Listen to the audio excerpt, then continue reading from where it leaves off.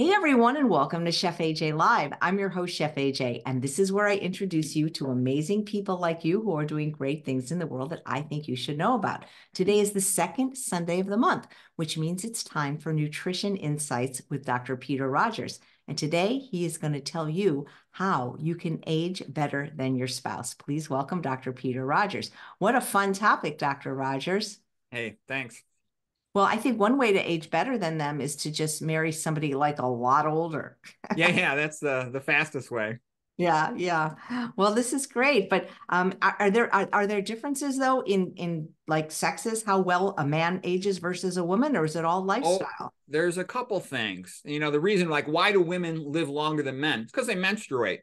It's a therapeutic phlebotomy every month, and by doing so, they lower their hematocrit, which makes their blood less thick, lower viscosity of the blood, so that lowers their blood pressure. In addition, every month when they menstruate, they have new red blood cells coming out of the bone marrow. When red blood cells first come out of the bone marrow, they're more flexible, more deformable. Typical RBC is about 7 microns, capillary is about 5 microns, so they have to deform to pass through the capillary.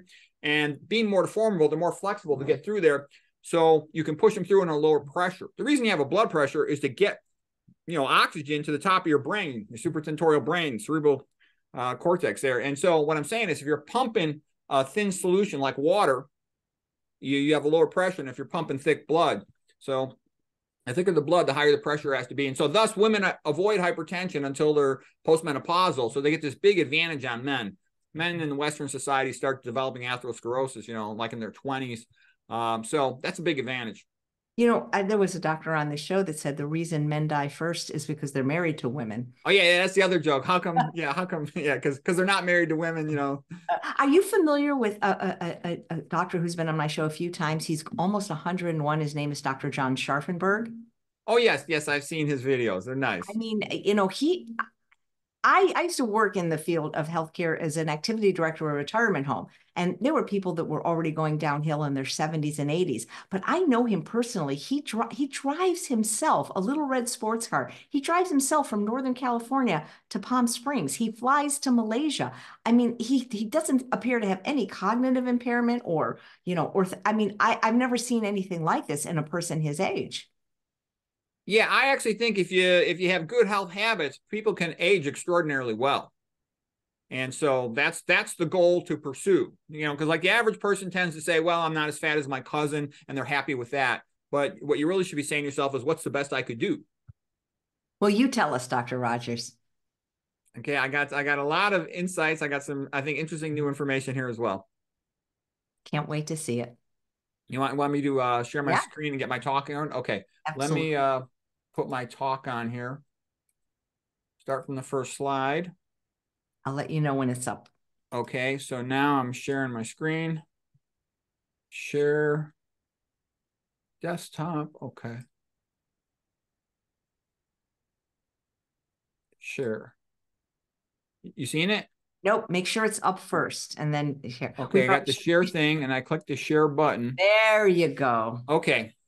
So this lady here is Annette Larkin, and she is considered the most beautiful grandmother in the world. This is her when she's 70 years old, and it's an interesting story. She was on a bunch of TV news channels in the past. Her husband owned like a delicatessen butcher shop or something like that. A meat store is what she usually calls it. And she found it kind of disgusting, and she became a vegan because of that. And so, becoming a vegan, she aged super well. She exercises a lot. And her husband looks like a typical 70-year-old American. He's overweight. And, they mentioned it in all the videos. He's got the usual Westerner type medical conditions. Okay, so Annette Larkin, there we go. Okay, so I can just click here. Let me go to presenting. All right. So here's a poem. Jack Sprat could eat no fat. His wife could eat no lean. Between them both, they licked the platter clean. So yeah, there's a low-fat diet and there's a high-fat diet. Okay, another comment I've heard is that in the battle of the sexes, the woman fights from a battleship and the man fights from a rowboat. The woman's got some big advantages in marriage. Typically the guy wants to make the two-back beast more than she does. And if they get divorced, she knows she comes out of it better. So she's in a pretty confident position there. There can be side effects of that though too. A lot of men are lazy around the house. They figure it's her house anyways, so why should I do anything? Plus, we're not much for being picker-uppers. Okay, now here is the magic ring. Okay, one ring to rule all of him. Herbert Spencer had said at the wedding ceremony, the woman gets a ring on her finger, the man gets one in his nose. The most happy marriage, according to Samuel Taylor Coleridge, would be a deaf man to a blind woman. Okay, I was trying to understand psychology better. My personal skills, interpersonal skills weren't the best. So I'm reading about psychology and I come across B.F. Skinner, behaviorism, trying to control people with rewards and punishments. And the invention of the Skinner box, where they put a dumb animal into a box and they give it a lever to get food pellets. And then they also intermittently shock it sometimes. And I thought to myself, what a waste of time. This is stupid. It has nothing to do with my life. Why am I wasting my time reading this? And then I had a eureka moment that my family home, it's like a Skinner box. My wife is a trainer and I'm the dumb animal. Do as I say. Nagging sex. You got 3 minutes. That's it. Now give me all your money. So the Skinner box. Okay, a couple tips for the guys on how to argue with a wife. Well, first of all, a couple quotes. Camille Pagula, she said that teenage boys have only a brief little season of exhilarating liberty between the control of their mothers and then the control of their wives. Jules Renard, the Frenchman, love is like an hourglass. When the heart fills, the mind empties.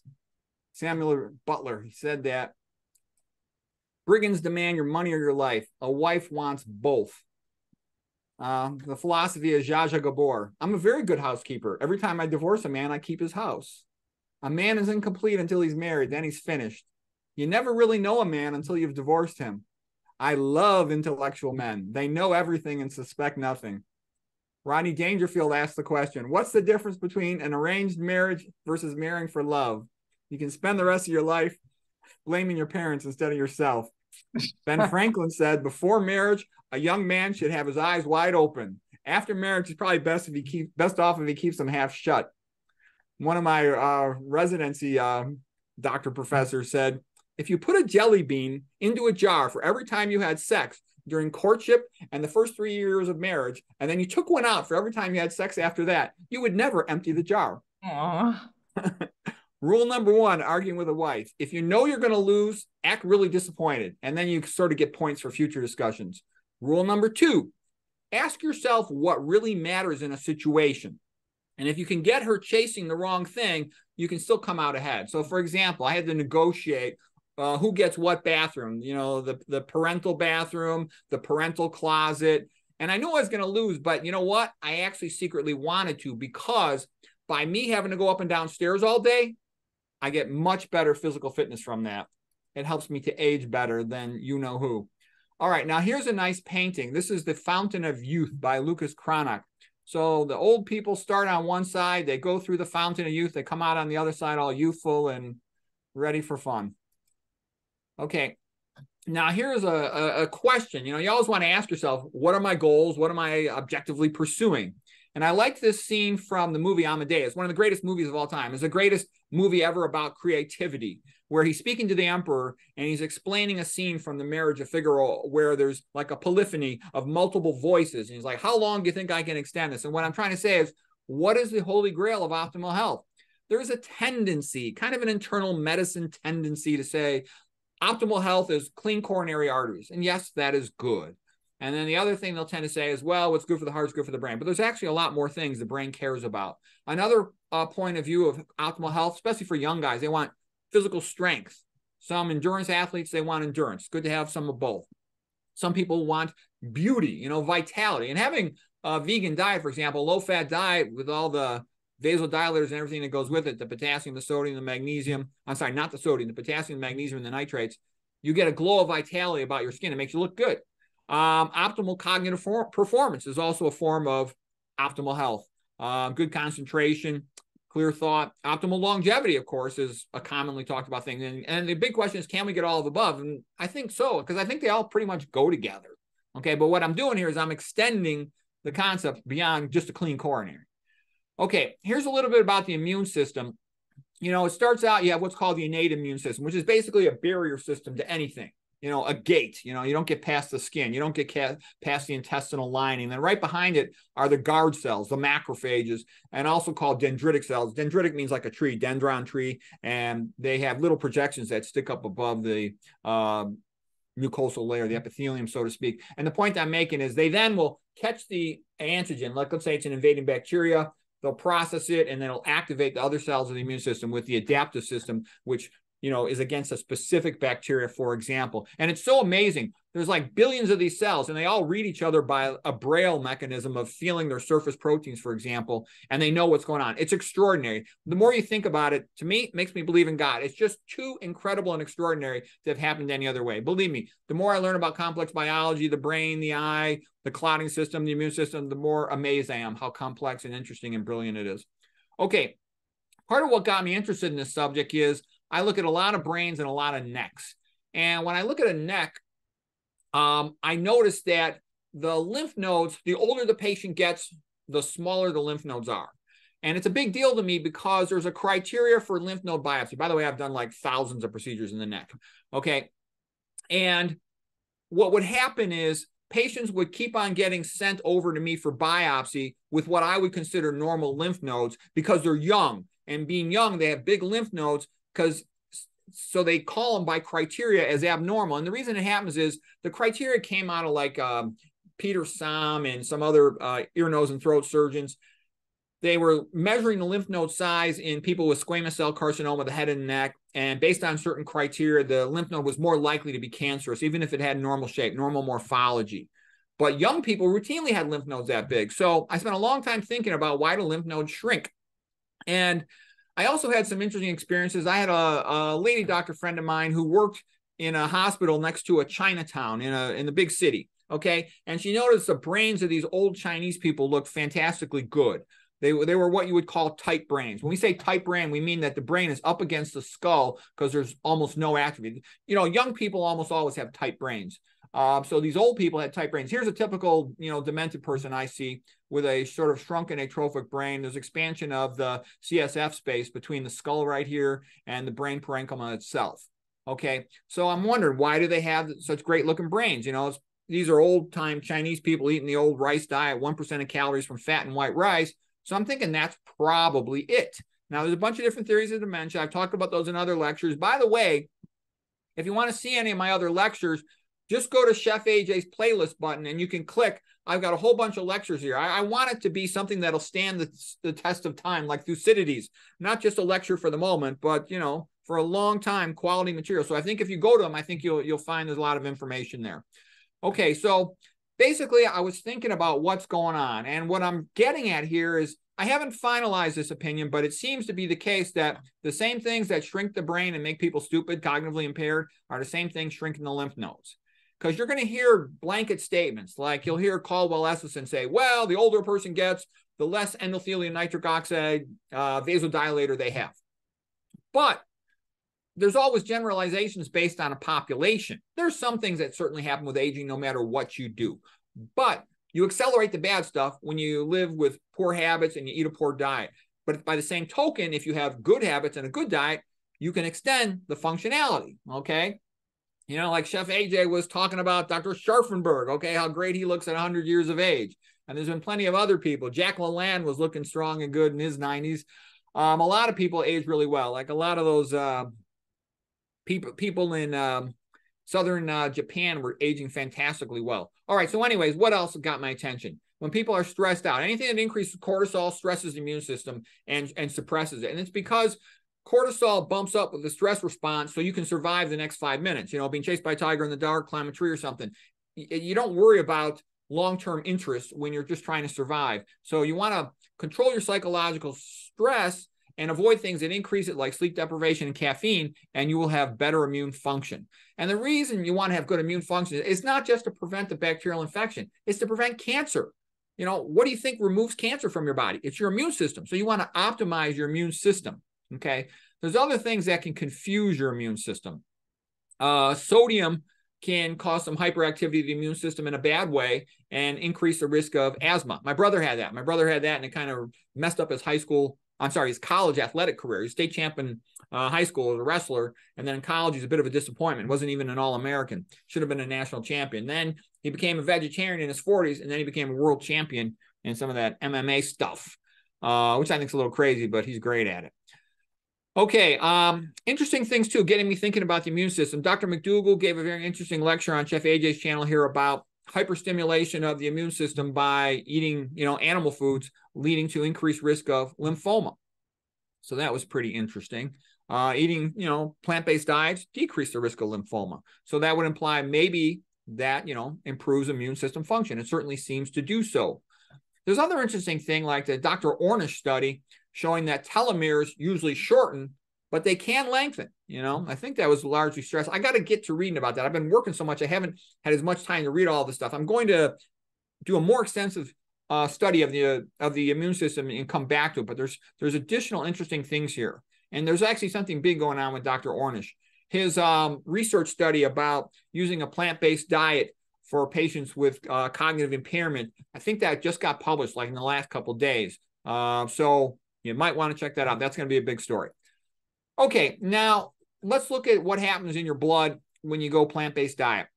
If you compare the blood labs of a plant-based diet, a vegan, to somebody eating the SAD diet, standard American diet, the standard American diet is worse for everything. I'm not aware of anything that they're better at, not a single thing. This picture, by the way, is a bit of a joke. What's the worst side effects of, eating a vegan diet? Yeah, you got to take B12, whoop-de-doo, okay? And one of them is you become so skinny, you age a lot better than your spouse gets jealous. Number two, you look so good, you fall in love with yourself. This is Narcissus, the Greek myth. He fell in love with his reflection in the water. He couldn't stop staring at himself. This lady here, Echo, was a nymph who fell in love with him, but Echo had a problem. She pissed off Zeus's wife, and Zeus's wife made it so she couldn't talk other than to repeat the last thing someone else said. So she had a hard time convincing Narcissus to run off with her instead of staring at his reflection. But anyways, be that as it may, what's my point? My point was that you look so good compared to your spouse, that might make things awkward at home. In addition, what I've noticed is, I'm the vegan out of my family, is that I'm skinnier than everybody else, and I'm always cold compared to where they want the temperature. They always want the thermostat of the house like 5 or 10 degrees warmer than me. So I got to walk around with a t-shirt, a sweatshirt, and then 2 jackets on top of that, sometimes a hat. All right, so anyways, getting back to these labs, vegans have lower white blood cell count, and I believe it's just because they have less systemic inflammation, okay? And that's also good for your blood pressure, because every time, your typical red blood cell is about 7 microns, capillaries about 5 microns. White blood cells on average, they're bigger, like 14 microns, okay? They're big, so it's hard to push them through a capillary. So, your pressure is going to go up. You have a higher white blood cell count. It might decrease tissue oxygenation a little bit. You're trying to stuff those big fat white blood cells through those small capillaries. You get a lowering of your C-reactive protein, which is a generalized indicator of systemic inflammation, inflammation of the whole body. There's actually a little controversy about what it really does. I can tell you Gregory Sloop, the best atherosclerosis researcher in the world, he thinks it's more of a myokine, meaning that it's a signal to the body that the skeletal muscle cells are not able to adequately increase their glycogen storage. So myokine means a signaling molecule that moves away from the muscle. And he might be right. I'm not positive about that one way or the other, but either way, it's bad to have elevated CRP, and it's lower in vegans.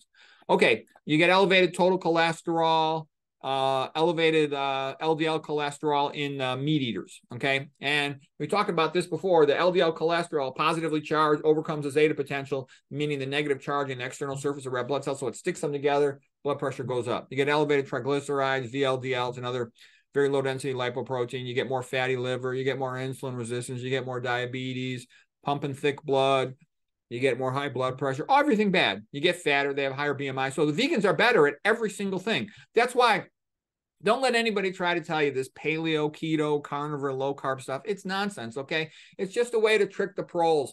Think about it. You got to keep the proles, the average, stupid person, you got to keep them fat and sick if you want to keep making money off them. Nobody makes money off of low-fat vegans, okay? I don't go to the doctor. I don't take any pills. So you got to make people dependent in order to sell them stuff. Say, oh, look, you're sick. You need this high blood pressure pill. You need this other pill. You need this diabetes medication. Okay, so big money don't want the proles to be skinny and healthy. There's no money in that. Okay, they got better kidney function. They got less coronary artery disease, less impotence, etc. And also by eating the fiber, they avoid leaky gut. And then they subsequently avoid postprandial endotoxemia, meaning the bacterial endotoxins getting into the blood, which are quite prothrombotic. I'll show you some pictures of that in just a little bit. So they get less autoimmune disease. And also their blood's less prone to clotting, which is what you want. Because there's a tendency, you know, in the movies, you think, oh, so-and-so bled to death. Okay, that's in the movies. In real life, almost everybody dies from clotting, okay? You clot off an artery in the heart, that's a heart attack, myocardial infarction. You clot one off in the brain, that's a stroke. And you clot one off in other places, you make tissue ischemic, hypoxic, not getting enough oxygen. You increase the risk of having a mitochondrial injury due to the hypoxia, and then the cell either dying or transforming itself into functioning like an anaerobic bacteria. That's the metabolic theory of cancer. And that the cell basically stops running primarily on aerobic oxygen-based metabolism, runs anaerobically to become like a anaerobic bacteria, and then it grows out of control like a bacteria, you know, a prokaryote rather than a eukaryote. All right. Abdominal pressure syndrome from the lack of fiber. There's no fiber in meat. There's very little in processed foods. So, okay, here was Dr. McDougall's lecture with Chef AJ, and this is where he's talking about increased incidence of lymphomas after a paper by Alan Cunningham in 1977. And the thought was that it's hyperstimulating the immune system, and the immune system sometimes sort of gets out of control and just keeps replicating. So lymphoma is big lymph nodes. Okay, and then they get a big bunch of big lymph nodes in their neck, and I have to do a biopsy, a core biopsy of them. Okay, and then there's a lot less lymphomas when a person eats plant-based diet, especially the vegetables. Fruits help too, but especially the vegetables. All right, so you see where this is all going. Now, here's a lady I think is quite interesting. This lady's name is Dr. Lydia Lynch. She's a PhD in the immunology department at Harvard, and her group started studying the effect of fat on the immune system. First of all, she noticed whatever fat you feed the mice, for example, they all make them fat. It doesn't matter what type of fat it is. All fat makes the animals fat, and it's the same thing for humans. All right, but she also noticed more than that, that she noticed that the more fat they were fed, and also the more obese the mouse was, the more it would inhibit the immune system and increase cancer growth. Okay, so this is important because a lot of people, you know, they keep trying to tell you good fats and all this other stuff. In my opinion, there's no such thing as good fats. That's all nonsense. Okay, yes, there are 2 essential fats. You know, you got an omega-6 and omega-3 essential fat, but you get enough of those just eating plant foods. They all have a little bit of those fats. You get enough just from eating them. You don't need to go seeking them out. That's my opinion based on a lot of study. Okay, so now this is that same lady, Lydia Lynch, her lecture, and she's saying, look, if you have an obese person, they sort of leak more free fatty acids into the blood. And if they eat a high-fat diet, they got more free fatty acids in the blood. Those do some things you do not want. They go to the immune system and they suppress the cytotoxic T cells. Those are the ones that remove cancer cells. Those are the ones that kill the bacteria to protect you from the infections. So that's a big deal. And then they actually increase what are called Tregs, T regulator cells, and those suppress the immune system. You don't want that. This increases tumor growth. Not good. Okay. And of course, the more fat is going to cause diabetes and all the sequelae of diabetes, including immune suppression. All right. So I find it interesting. There's actually has started a new field. There's a new field in medicine. It's called immunometabolism. And so it's the effect of metabolism, primarily diet, on the immune system function.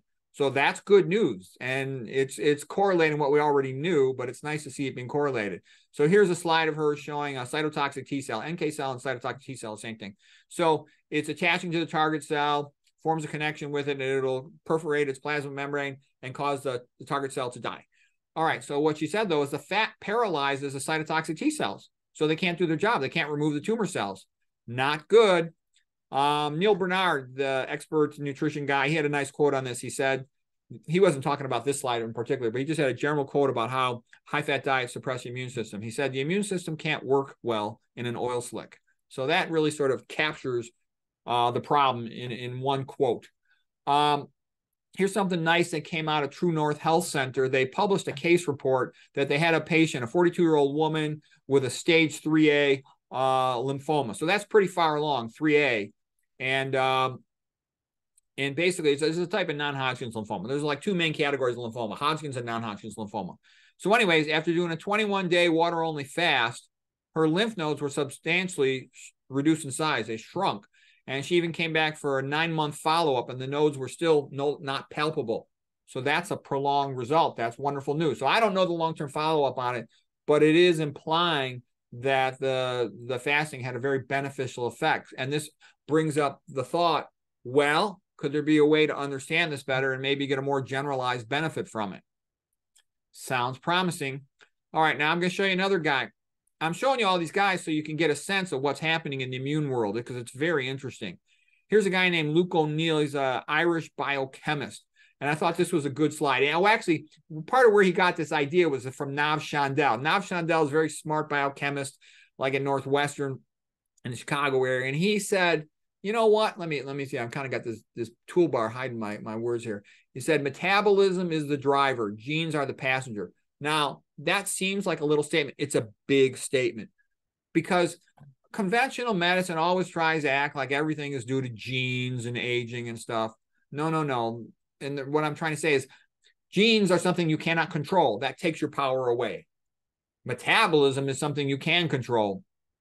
And so that empowers you as the individual to try to change your metabolism. This was a very funny movie, by the way. It's Planes, Trains, and Automobile with Steve Martin and John Candy. John Candy was really funny. He's one of my favorite comedian actors. Okay, a couple other thoughts here. I got some other quotes over here. Luke O'Neill, the biochemist, he says, I grabbed this pen from my toolbar by accident. I don't want to write anything. Okay, he says, mitochondria are the powerhouses of immunity. They are right in the center of it.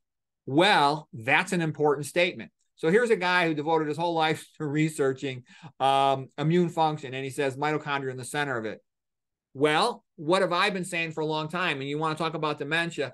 Yeah, fine. There are neurotoxins. Yeah, fine. The vascular hypothesis of Jack Delatour, the mouse equivalents. Yeah, fine. The Tetsumori Yamashima theory of omega-6 coquinols leading to toxic aldehydes, hydroxynonenal, destroying brain cells. That's all true. But what I'm saying is mitochondria and calcium metabolism are the main thing I believe is causing brain damage. Okay. And here's what an internal medicine doctor said to me. And so I'm just telling you this, that this guy who's devoted his life to studying the immune system says the key issue is what's happening with those mitochondria. That's right in the center of all the problems, good or bad.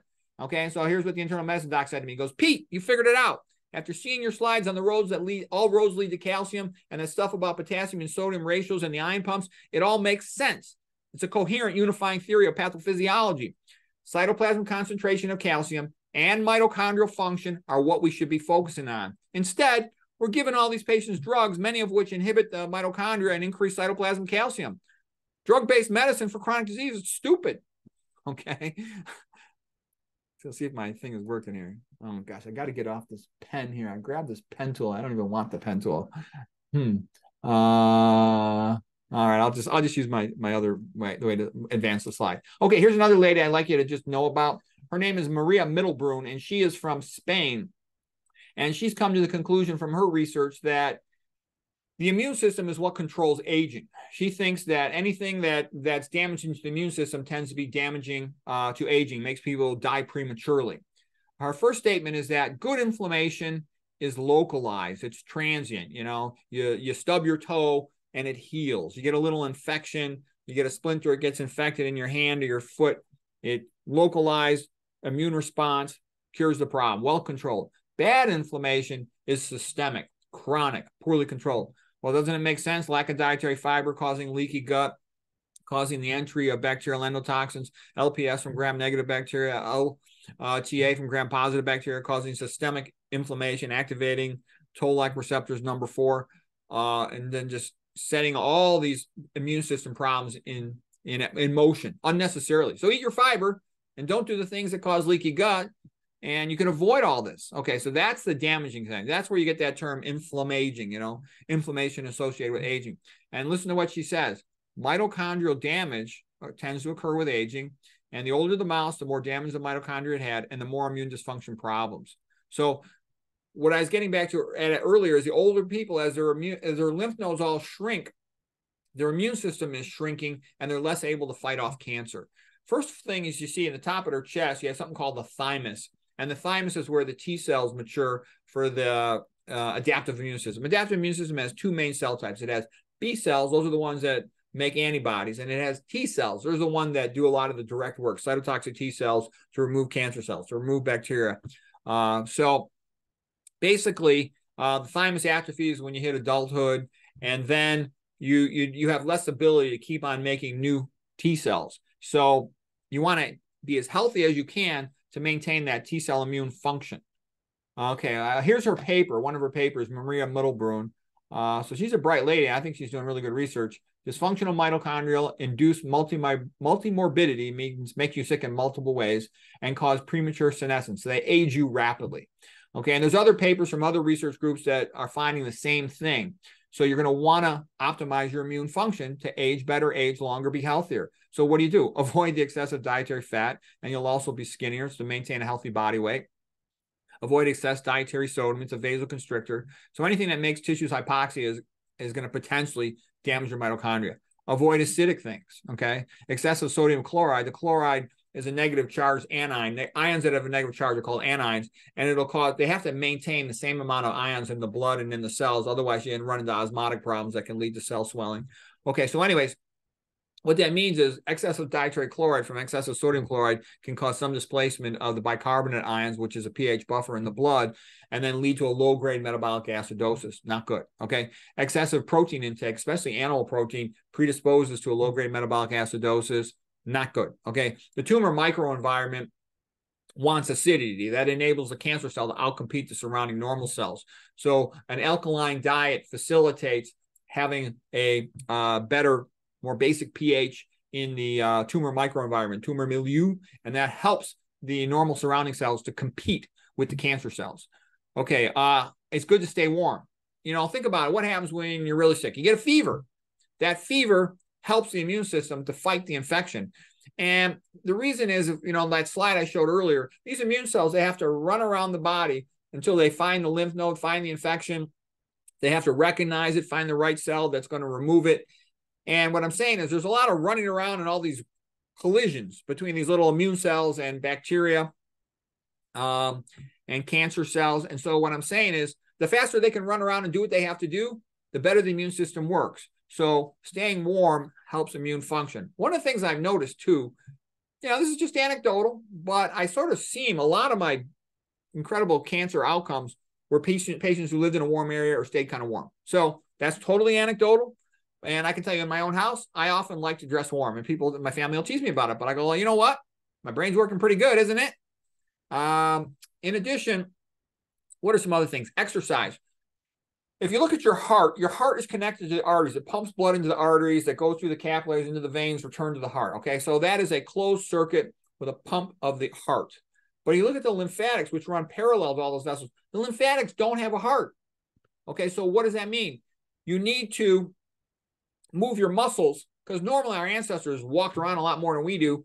And by moving those muscles, you contract and you squeeze your lymphatics, and they've got valves in them, and that pushes the lymphatic fluid along its path as it should go. The lymph has got a lot of white blood cells in it, traveling around doing their job, removing infections, removing cancer cells. Okay, they got to remove a lot of cancer cells. A tumor as small as my thumbnail, like about 1 centimeter in diameter, can release 1 million cancer cells into the blood in a day.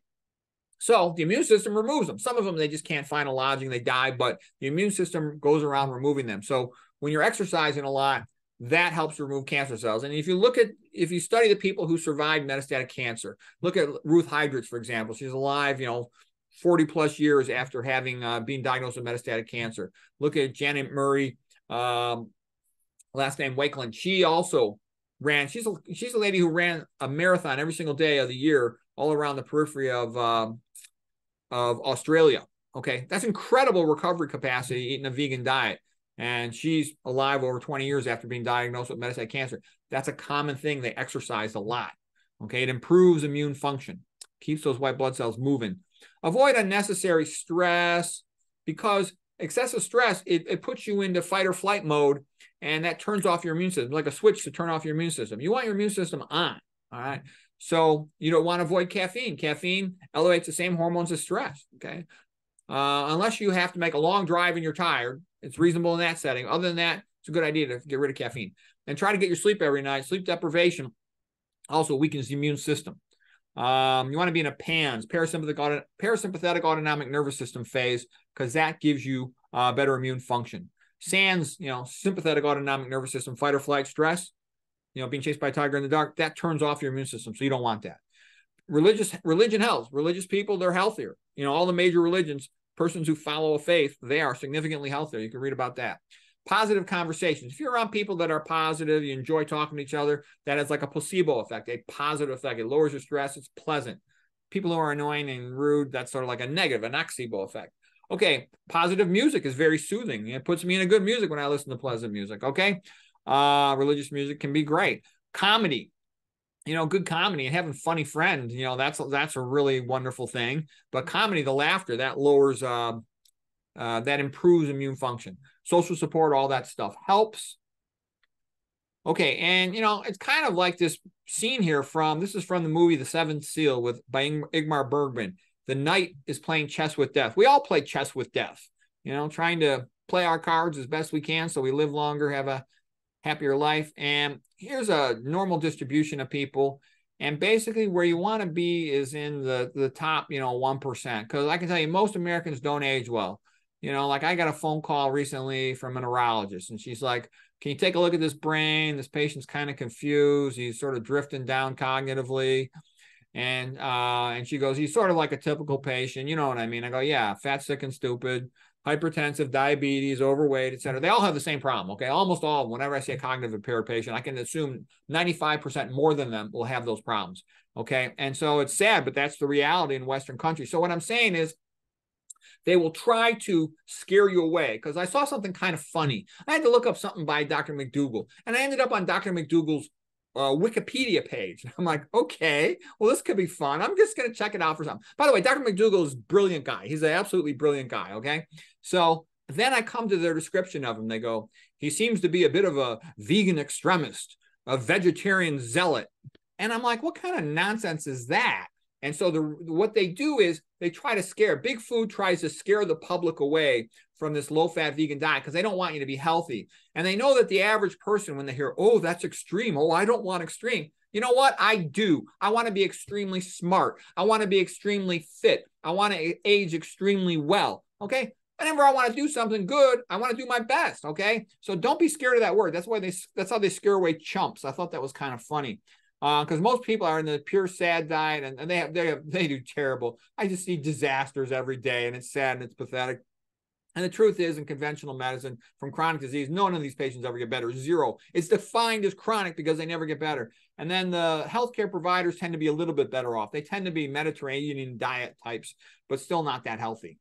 Okay, they might get an extra 10 years of life. The vegans get a lot more. I'm also going to show you why do I think you should go all out on this, because here's an example of normal variant. I look at a lot of brains, and I often see this variant. So here's what you would call a typical standard normal complete circle of Willis. These are the blood vessels at the base of the brain, internal carotid artery, basilar artery here, and there's a connector between the internal carotids and the basilar. These are called the posterior communicating arteries. Typically, they atrophy as a person gets older, reaches adulthood and maturity. All right, but in some people, you get persistent fetal type, where they're really big. And the significance is then the posterior cerebral artery, this is the posterior cerebral artery, we often call it the PCA, feeds the occipital lobes. When that stays big, what it means is that the supply to the occipital lobes is coming off the carotids, the anterior circulation, not off the basilar, the posterior circulation. And the basilar never fully develops. It's hypoplastic, we call that, for meaning never developed. When you got a small vessel, you're more prone to getting mural atherosclerosis on the wall, blocking one of the penetrating branches. I'll show you what that means in a sec here. Okay, this is showing the basilar artery running on the anterior surface of the pons of the brainstem. So what I'm saying is, when you got a persistent fetal type of circulation, and I see a couple of these every week, you have a hypoplastic basilar along the anterior surface of the brainstem of the pons. A little bit of mural atherosclerosis right here is more prone to plug up one of the perforating branches, pontine perforators, and stroke out the brainstem, stroke out the cerebellum, or just cause a stroke. I'm not going to stroke the whole thing out, but I'll show you in this next slide. So here's what it means. Here's an MRI sequence that shows strokes very well. And all these white spots, these bright spots are strokes. So pop, pop, pop. Look at all these strokes. Pop, pop, pop, pop, pop, pop, pop, pop, pop, pop, pop. Pop, pop, pop. What I'm saying is, you don't know what you got. Unless you did an MRA of your brain, magnetic resonance arteriogram, you don't know if you have this anatomy. And there's also lots of patients with this that don't stroke out their brainstem or their cerebellum. But the risk of stroking the cerebellum or the brainstem is increased by this. And there's similar anastomotic variations throughout the body, in the heart, in the smaller parts of the brain. So what I'm saying is, you don't know what you got. You might as well assume you got the unfavorable anatomy and optimize your health. It's not rocket science. Why wouldn't you want to do that? Because a typical person thinks, well, at least I'm not as fat as my cousin. I'm doing okay. Well, that's how chumps think. A smart person would say, what's the best I could do? I want to do the best I can do. Okay, and then like I said too, you guys got a pretty good deal. All you got to do is go on the computer and watch a bunch of videos. Go to Chef AJ's site. You're going to see all these videos, lots of free information, and it's good information, and you can really help yourself. So this is a parody of the Statue of Liberty. Bring me your fat, your diabetic, your hypertensive masses, yearning to breathe free, the wretched refuse of your teeming shore, and I will teach them about starch, the god of veganism, who will breathe new life into them. Yeah, you can fix your health for free rather than, most of the time, rather than taking a bunch of pills every day and getting surgerized. Okay, this just shows a sea squirt in its phase when it is a juvenile. It swims around, looks like a tadpole, it has a brain. As soon as you start moving, you have to have a brain because you have to choose a destination, make a value judgment. You have to navigate to it, avoid obstacles, have a memory, be able to return home. In the adult phase, the sea squirt attaches to a rock, becomes a filter feeder. Its brain is totally reabsorbed. You don't need a brain if you just sit, on a couch like a filter feeder. Okay, so keep exercising, keeps your brain sharp. You activate a pathway called the AMPK way, adenosine monophosphate protein kinase pathway. And when you activate that after exercising, it means you're tired. You have to restore your ATP, your energy stores of the body. It shuts off mTOR. mTOR is a replication pathway, making cells grow. I'll talk more about that in a moment, but that's what you want. Exercise puts you in the energy renewal pathway. Good. Okay. The other thing too is you don't want to work yourself into the ground. I mean, sometimes you really got to work a lot, but don't want to overdo it. This is a Japanese word here, karoshi. Karoshi means death from overwork. A lot of Japanese, they work themselves into the ground. So you don't want that. Do whatever work you got to do, but don't overdo it. If you're too much of a workaholic with no sleep, bad habits, smoking cigarettes, you'll make yourself sick. All right. You want to keep your brain smart. Okay. I'm just showing you one quick picture. This is my magic bathroom, I call it. And that's my secret of how I am able to read so many books. Because people ask me, where do you find the time? Where do you find I work full time as a clinical doctor, and I work pretty long hours. But I got some ideas. Like I heard Mozart would write letters when he's on the loo. And he said, I think it only fitting to write while shitting. I'm like, well, I could read. I put a portable table in there. I'll read a book on there. Usually like a bigger textbook or something for number twos and a little paperback for number ones. I got that idea from Monty Python where they did a skit called Every Sperm is Sacred. And I said, well, every void is sacred. I'll read at least one page. So I don't go in that bathroom unless I'm going to I won't, if I step foot in that, I'm going to at least have a page. What a typical person does, they go, well, I better be proactive in my health. I'm going to go to the doctor. And they think the doctor's going to take care of them. Let me tell you, the doctors are very happy to send you for all kinds of tests and make a lot of money off you. You'll have a scope down your mouth and another tube up your butt in 5 seconds. Okay. And don't get me wrong. Sometimes that might be what you need, but to just randomly walk into all these screening studies, it's a lot more beneficial with a lot fewer side effects to, eat the healthy way and learn about this nutrition, diet, and lifestyle stuff, which you have to do every day. You got to feed yourself. Okay, this is just a slide showing abdominal pressure syndrome. I talked about all this stuff in previous lectures, but I'm just letting you know, just eat your dietary fiber so you don't end up with all these problems. You get increased back pressure into the abdomen, a bunch of diseases from lack of dietary fiber. Now, this is an important slide. You might want to hit the print screen button for this one. So this is a normal gut right here. Here's the abnormal gut. This is leaky gut over here, meaning increased intestinal permeability. With a normal gut, you've got a single layer thick of lining cells. The gut's called the enteric tract, so these are enterocytes. Between these cells, you have TJs, which are tight junctions. And the tight junctions are very important. They prevent stuff from getting across. In the bad gut, where you got leaky gut, these tight junctions are disrupted, and now bacteria, the big purple, like purple monster here, and then the LPS, lipopolysaccharide, the bacterial endotoxins, they can get across. And once they get across that barrier layer of epithelium of lining cells and enterocytes, they can cause a lot of trouble, a lot of inflammation. You also get big chunks of protein getting across, and those can mimic our own bodily proteins because they're coming from an animal. That's called molecular mimicry. You can form antibodies to them. Those antibodies can cross-react with your own tissues. So that's called leaky gut leading to molecular mimicry with autoantibody cross-reactivity, and then cross-react with your own body. That's the main cause of autoimmune disease. PAMPS just means pathogen-associated molecular pattern, meaning it's the immune system recognizes it as a problem, okay? MAMPS is sort of like microbial-associated molecular pattern. So the immune system recognizes it. The immune system, again, does this all by Braille. It feels the outside surface and says, hey, this don't belong in the human body. What you want to have happen under normal circumstances, you eat the dietary fiber that comes with your plant foods. There's no fiber in meat. There's very little in processed food. The good gut bacteria convert this into SCFA. That means short chain fatty acid.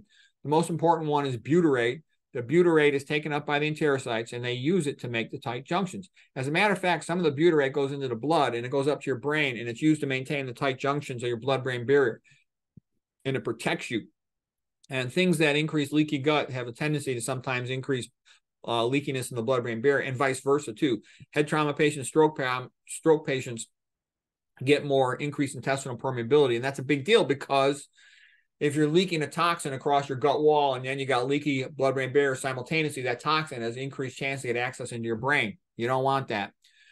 This list right here are all the things that cause leaky gut. And what I'm trying to say here is everybody who's pretty well educated knows that leaky gut's associated with autoimmune disease. They don't teach that to regular doctors. If you talk to some senior resident in internal medicine and go, what causes autoimmune disease? They won't know this. Even the ones doing a fellowship in rheumatology, they won't know this. Most of them won't know this. So what I'm saying is, here's all the things that cause leaky gut. And it's not just autoimmune disease. This LPS gets across the gut lining here. It'll activate these TLR4s, are called toll-like receptor number 4. It also causes, it's like catalytic to cause a tremendous increase in the sort of precipitation, the clotting of your fibrinogen proteins. And I'll show you in another slide what it does, but it changes them from being cylindrical shaped like a slinky, makes them flat like a deck of cards, so they stack up, they precipitate out of solution, they form a refractory form of clots called dense matted deposits.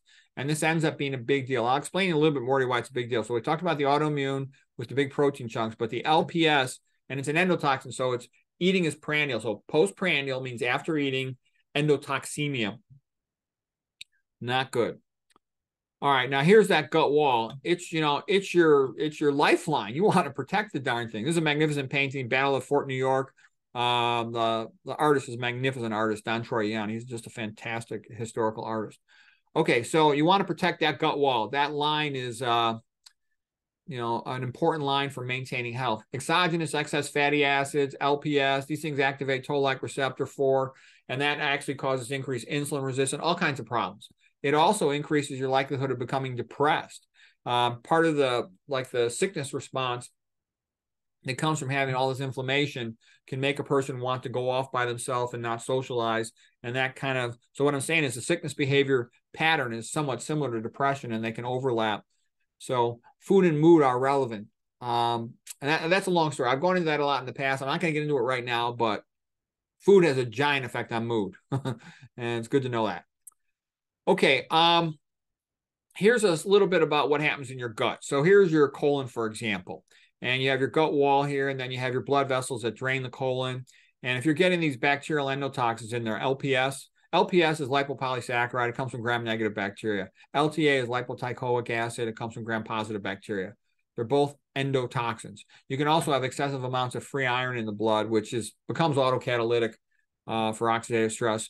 The relevance is, here's your fibrinogen, your clotting protein, shaped as it should be, like it's called alpha helix secondary protein structure, and it looks like a slinky, cylindrical. The point is, it'll change from being cylindrical, where it doesn't stick together, to becoming flat, like a deck of cards. They stack up, they precipitate out of solution. Whenever you have a molecule, the bigger a molecule's molecular weight, the more likely it is to precipitate out of solution. And they're very difficult for the body to lyse them, to dissolve them. So they predispose you, they push you towards more clotting. This can also happen from viral infections. And what I'm trying to tell you is most people don't know this. Most doctors don't know about this. Even hematologists don't know this. Infectious disease doctors don't know this. I know this because I talk to them. But I'm telling you, if you want to understand a lot about viral infections, you want to know this, okay? I'm not going to get into it in much detail now. Here's the two people to study.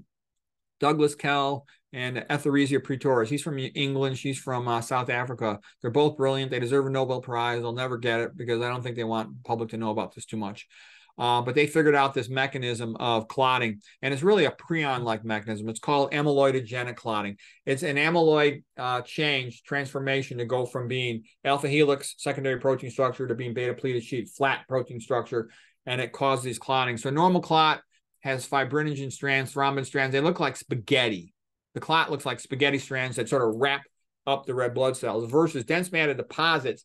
They're all these bulky clusters that are very hard to dissolve. Here's a little bit better picture of it. So here's the spaghetti-like normal clot, and here's the dense matted deposit. It's like having chewing gum in your hair, okay? It's not good. They also distort the shape of red blood cells. Remember, excessive free iron does that as well as LPS and LTA. And what I'm trying to tell you, viruses will do this too, and it can be a very big deal. And here's their example proving it happens with LPS, with LTA, and with iron. And then they believe this is a major contributor to dementia. So the theory is that these small clots that are difficult to dissolve are going around plugging up small blood vessels in the brain, the heart, and other places, and causing a gradual decrease in function. And so how do you prevent it? Avoid leaky gut. Okay, that's what you want to do. So you don't get the LPS and the LTA in there. Avoid iron fortified foods, which is most processed foods. Well, not most of them, but lots of processed foods. And avoid things like red meat, which are high in that too. And kind of like what it comes down to is imagine you bought a fancy car. Here's like a Rolls Royce car. And the owner's manual says, well, put premium gas in there. So anybody with a brain in their head is going to put premium gas in there. You wouldn't put regular gas in there, crap gas in your, expensive car. Well, your body is like a car. A car, if you take good care of it, you might get 20 years out of it or so. Your body, you want it to last, 90 or more years. So you want to put the premium fuel or whatever's the best fuel for your car in there. And that will keep you healthy. The best fuel for humans, low fat, low sodium, 100% vegan diet, okay, with no oils, no alcohol, okay, no caffeine. That's what works, take it or leave it, And I said too, it's like a Super Mario Brothers, any video game, in any video game, you're going through an obstacle course, you do the good stuff, you get energy points, you screw up, you do something bad, wrong, you lose energy points. And that's what health is like. There's lots of things. So you want to learn about health to know what things help you, what things hurt you, and then do the good stuff, avoid the bad stuff. So here's the basic types of fat. Sat fat has no double bonds. MUFA is a monounsaturated fatty acid. Classic one is olive oil, but olive oil itself's got about 12 to 14% sat fat in it, and it's also got a bunch of omega-6 in it too. But in general, it's a largely MUFA. Okay. PUFA is polyunsaturated fatty acids. The two main ones are the omega-6s and the omega-3s. Omega is based on, this is called the omega-N. And if you count the number of carbons, so you get a double bond, this would be an omega-6 fat because the double bond's at the 6th position. If it were at the 3 position, that would be an omega-3 fat. Okay. This carbon, there's usually a skip carbon in between the double bonds, and that skip carbon has a hydrogen on it. And these double bonds are pulling on the electrons relative to that hydrogen. So this hydrogen is very vulnerable to being plucked off. I'll show you a picture of that in a moment, but that's really important and relevant. The more double bonds there are, the more methylene bridge carbons there are like that are very vulnerable to having their hydrogen stolen away from them. This guy right here is pretty famous ophthalmologist, Dr. Knob, and he's talking about, he went through the epidemiology of a bunch of countries on dietary patterns, and what he found was the biggest correlate to obesity and a lot of chronic Western diseases was, in his opinion, these vegetable oils, the omega-6 fats. So, I do think he's a little bit of a meat promoter, so they want to push, the meat promoters want to push the blame away from sat fat to the cooking oils, okay? And somebody that's trying to sell oils wants to push the blame to the sat fat, okay? I think they're both bad. But it was pretty interesting that he showed the omega-6 cooking oils are much worse than people thought they are. And I think he's actually correct about that. But I also think sat fat's bad. Okay, here's a PUFA, polyunsaturated fatty acid. Here's a methylene bridge carbon, and the hydrogen gets plucked off. And then you can form 2 oxygens binding to that site. It's called a peroxide with 2 oxygens next to each other. And this can initiate a series of chain reactions like domino effect and just damage membranes and can damage DNA, can cause all kinds of tissue damage. It's bad. That's another reason why I don't believe in supplementing with omega-3s, because they got lots of double bonds on them, and they're at risk to undergo these lipid peroxidation reactions. Okay, everybody talks about omega-6s doing it, but I don't see any reason why the omega-3s weren't. The omega-3s cause immune suppression, increase your risk of prostate cancer, obesity, insulin resistance, diabetes, make you fat. I don't see a benefit in that. Okay, omega-6, tons of problems for those. Sat fat, tons of problems for those. Elevated cholesterol. They put a lot of flavorants in the food, make it taste good, all these processed foods. So people tend to, can even become addicted to them, and they'll overeat them. Okay, and they make the mouth feel just right. They do a lot of research. They're smart. Okay, now here's kind of a cool slide. I don't know if you're seeing this toolbar on your screen. I want to hide it here because this is a good slide for you to, you might want to push your print screen button on this one. because I sort of listed all of the common toxins in processed food, especially toxins in your water here. I highlighted those in blue. These sweeteners, artificial sweeteners are toxic. A lot of common medications are what I would consider toxins as well. So animal protein, the way you match it up is it an obesogen? Does it make the person fat? Is it a diabetogen? Does it increase diabetes risk? Does it increase hypertension risk? Is it a demetogen? Is it associated with cognitive impairment? Prothrombotic, does it predispose your blood to clotting? Leaky gut, does it increase intestinal permeability? Infertility, does it increase your risk of that? Immune suppression, atherosclerosis, cancer. And what you're going to see is this stuff is really common. So meat's basically, bad for health. Unless I was starving, I wouldn't eat meat again. Okay, sat fat. A lot of problems with sat fat, especially immediately comes to mind is diabetes, excess iron. Then you get oxidative stress, all kinds of tissue damage. It's autocatalytic tissue damage when the levels get real high. Okay, flavorants here make you eat too much. Plus, this has a direct excitotoxin effect here, the glutamate. Okay, we talked a lot about the problems with sodium. Soy is goitrogenic. It's also associated with infertility. I would avoid it. And most of the stuff eaten in this country is real processed and like with hexane, neurotoxin, etc. Fish is a total joke. I would never eat fish. There's a lady by the name of Jane Hightower. She wrote a book about all the problems with all these yuppies who were trying to be healthy. They started eating a bunch of fish, and a lot of them got cognitive impairment. And she's the one who figured out how to test for it correctly, took them off the fish, and lots of them really improved dramatically. Alcohol, ETOH, is just a brain toxin. I recommend zero alcohol, none at all. Atrazine is a common herbicide sprayed on corn, which is subsidized. So corn and soy are subsidized. This is the source for cheap protein. To make cheap protein out of that, like isolated soy protein, it increases insulin-like growth factor, which I wouldn't want to do. That can increase your activation of mTOR. I would worry about that increasing cancer growth. I don't have the paper in front of me, so I'm not going to claim I do, but it's not something I would want to do is increase my insulin-like growth factor. Okay, atrazine, it's a mitochondrial inhibitor. It's an estrogenic. I would never eat that stuff. Fungal inhibitors, there's tons of them. They put fungal inhibitors, tons of them in processed food because they don't want mold growing in the food. And because of the fungal inhibitors, they don't want mold growing in the food. It turns out they're also mitochondrial inhibitors. They also put food dyes in there, which are often mitochondrial inhibitors. We just talked about it earlier. A major thing in optimizing brain function and immune system function is having healthy mitochondria. Avoid all this stuff. Omega-6 end up leading to hydroxynonenal toxic aldehydes that are mitochondria inhibitors. Okay, omega-3 fats, immunosuppressants, increase obesity, increase diabetes. I have no interest in that stuff. Okay, they're going to be atherogenic as well. Blankenhorn did studies showing that whatever fat you eat, it increases your atherosclerosis risk. Okay, they're putting more and more of these chemicals on some of the food. I try to avoid these things as best I can. I mean, in a perfect world, you would, grow your own food. In the next best world, the farmer who grows it for you organically. In the next best world, you buy, organic in a store if you can afford it. Starches are relatively cheap. They store well. I love fruit, but fruit tends to be expensive, doesn't store so well, and it's often seasonal. These estrogenic chemicals are much worse than people realize. There was a paper coming out. I think the author might be Seralini, but he pointed out that he doesn't even think they should be called EDCs, endocrine disrupting chemicals. He thinks they should be called ENDCs, endocrine and neurologic disrupting chemicals. Plus, they do a bunch of other things. They're also sometimes have a tendency towards being prothrombotic, okay, being obesogens. Estrogen is a fat storage hormone. The pregnant lady, you want her body to store more weight. The baby might need that for energy later. So it's not what you want. Okay, caffeine. I talked about caffeine already. These emulsifiers in processed food, carrageenan and polysorbate. BT corn is designed like a pesticide to make the insect's belly burst when it eats the corn. Well, guess what? It can also irritate your own gut lining.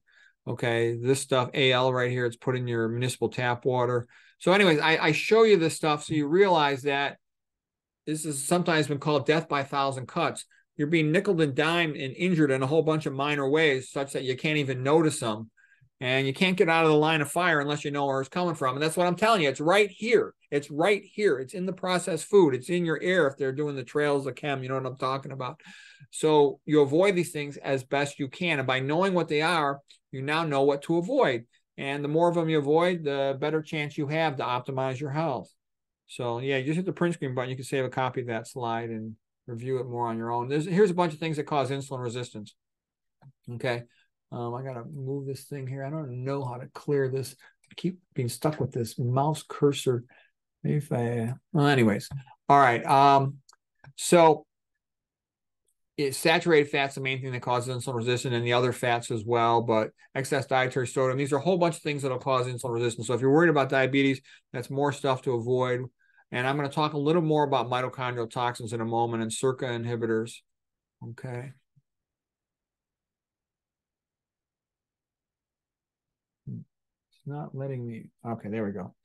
Let me make sure I didn't lose the slide. Okay. So here, what I'm saying is, when you first hear all this stuff, you can be discouraged. You can say, you can feel like Don Quixote, oh, this is impossible. And then Don Quixote's idea of tilting in a windmill was, in my opinion, that's people who say, well, we need to, contact these corporations and tell them to stop doing that. We need to contact the regulatory agency and tell them to stop doing that. My advice would be, that's like tilting in a windmill. That's stupid. They've got $1 billion, all these companies and these organizational institutions. They're never going to change. They are profiting off the current system. They have zero inclination to change. So you're just, I think, going to waste your time. The smart move is to try to understand it. And one of the ways of understanding is, I'll just give you a metaphor to this Greek myth, Antaeus. So this guy Antaeus was a wrestler, and he could beat everybody as long as he could keep one foot on the ground. He was anchored to the earth. Mother Nature is where his strength came from. And, during the labors of Hercules, one of the things he had to do was to conquer Antaeus, and he couldn't beat Antaeus. It was like a tie. They were going back and forth. And then what he figured out, Hercules, was if he could lift him off the ground so that he didn't have his foot in contact with the earth where his strength came from, he could then, sort of crush him with a bear hug. And what I'm trying to tell you is, your strength comes from doing what you're made to do. Live like your ancestors did thousands of years ago, eating plant foods, walking around a lot, getting sunshine, spending time with your family, your extended family. That's what humans are designed to do. That's what makes you happy and healthy. A lot of this modern stuff is just a confusion, a trick. It's not what you really need to be healthy. Okay, and again, I would make the metaphor. You want to live, pretty much like Adam and Eve, but keep your modern indoor heating and plumbing. It's nice to be warm and have that. The Bible in Genesis 1:29 says, behold, I've given you every plant yielding seed, which is upon all the face of the earth, and every tree which has fruit, it shall be food for you. And some people say, well, what about eating meat later on? Well, after the flood with Noah came back, all the plants were kind of wiped out after the flood, so they had to eat animal foods after that. And then I'm not going to get into all that Bible stuff. I don't got time to get into that now. Here's the Psalm 23. Yea, though I walk through the valley of the shadow of death, I shall fear no evil, because the vegan diet is at my side. Okay. Hey, I got my mouse back. Okay, good. I don't even know how I did it. All right, just showing you one thing about mTOR. mTOR is it means mammalian target of rapamycin. Rapamycin comes from the island of Rapa Nui. So one with like the Easter Island statues. Okay, and the gist of it being that it's an inhibitor. Rapa Nui inhibits mTOR. mTOR, mammalian target of rapamycin, sometimes called mechanistic target of rapamycin. It's a nutrient sensing pathway that when nutrient levels are high, it tells the cell to grow, or to replicate, to divide. And things that tend to be the rate limiting steps, most often is like leucine, that's a branched chain amino acid, much more common in meat. Methionine, more common in meat. Okay, this is one of the reasons why meat has a little bit of an anabolic effect. It'll activate mTOR. High amounts of dietary fat, insulin resistance, hyperinsulinemia, they cause increased activation of mTOR, telling the cell to replicate. Well, you know what? If you replicate your cells too fast, you accelerate the point where they reach the point of no return called the Hayflick limit. So you accelerate aging. If you replicate your cells fast, you speed up cancer growth. You don't want that. You don't want inappropriate, unnecessary activation of mTOR. Okay. And here's another slide. This is from that article, just showing that you also will cause accelerated aging in adults. And you're reaching the Hayflick limit. Normally, when a cell replicates, the DNA polymerase can't get to the end of the chromosome. So you get a little shortening of the chromosome with each cell replication. Eventually, you keep shortening the chromosome to the point where it starts shortening into genes that the cell needs to function. That's called reaching the Hayflick limit. Leonard Hayflick, he was a molecular biologist, microbiologist, working with human tissue cultures, and he found that a somatic cell, meaning any cell in the body other than your stem cells, your germ cells, your gonads and stuff, they can only divide about 60 times. And once they've reached their 60 divisions, the cell would just die. So you don't want to speed that up. It's like turning an hourglass over, okay? You don't want to speed it up. You don't want to tap on it or something, speed it up. Okay, what can you do to slow down mTOR? Well, avoid giving it what it needs. It needs all the fat, so eat low fat. It needs all the protein, especially animal protein. Give it less protein. Okay, exercise more so you activate AMPK pathway, and which shuts off mTOR. Okay, those are things that you could do. Hyperinsulinemia with the high-fat diets actually cause a bit of a sympathetic response, which is sort of like the fight or flight stuff, and that's going to have it's going to contribute to more high blood pressure. It's going to contribute to more immune suppression. You don't want it. It's not good. Okay, and this is what I meant by people are being exposed to tons of things. They're not getting the good things in plants. That's weakening them. They're sleep deprived. They're stressed out. They're taking meds with lots of side effects. All of these things are adding up to diminish their health. So what you do is you learn about the individual things and you avoid them. Avoid the alcohol. Never use MJ, okay? Here's a little trick I'm going to tell you. Sometimes I'll have to do a ton of work. Sometimes I'm going to lift weights. I want my personal best. Sometimes I'm giving a lecture and I want more energy. Here's what I do. I will drink a 32-ounce bottle of beet juice. It doesn't have to be this brand. It can be any brand of beet juice. And I'll chase it down with water. I usually do reverse osmosis water. It doesn't have to be this bottled water or anything. But the point of it is, number one, it hydrates you. Number two, it increases your blood sugar transiently. Number three, there's a lot of nitrate precursors in beet juice. So all these things, it works, it energizes you. And what's the benefit? I call it a caffeine substitute because it's a pick-me-up in a sense of increasing your energy level, but you don't get the caffeine insomnia effect at night. So I like doing this. I've done this hundreds and hundreds of times, and I know it works. I can squat more. I can find the words more quickly when I'm speaking. I got more energy when I have to work. Sometimes I got to do tons of work, like 2 shifts in one day, and it just energizes me. Why did Beethoven have so much energy? Because he has a beat in his name. Okay, so we talked about all this stuff here. So you get the energy benefit without the problems. I just mentioned this one guy, Kipchoge, because people sometimes ask me, what about endurance athletes? Kipchoge is a guy who set the world record for marathon in less than 2 hours. He drinks lots of iced tea with sugar in it. So I wouldn't do that because I don't like iced tea because I think, you got caffeine and you also got, there's some aluminum that it might accumulate and stuff. So I don't drink it, but I'm just letting you know for a marathon runner, that's what people sometimes talk about for a workout meal. But marathon's kind of a crazy thing. 26 miles, minimum of 2 hours of running. For quick energy boost that lasts about 6 hours. I'll guzzle it down about 1.5 hours to 2 hours before performance time, so to speak. And then it lasts me about 6 hours typically that my energy is increased. Works for me. Okay, here's just one paper showing it. They took a bunch of bicyclists and put them on a stationary bike and did time trials on them. And they had better exercise performance in that way.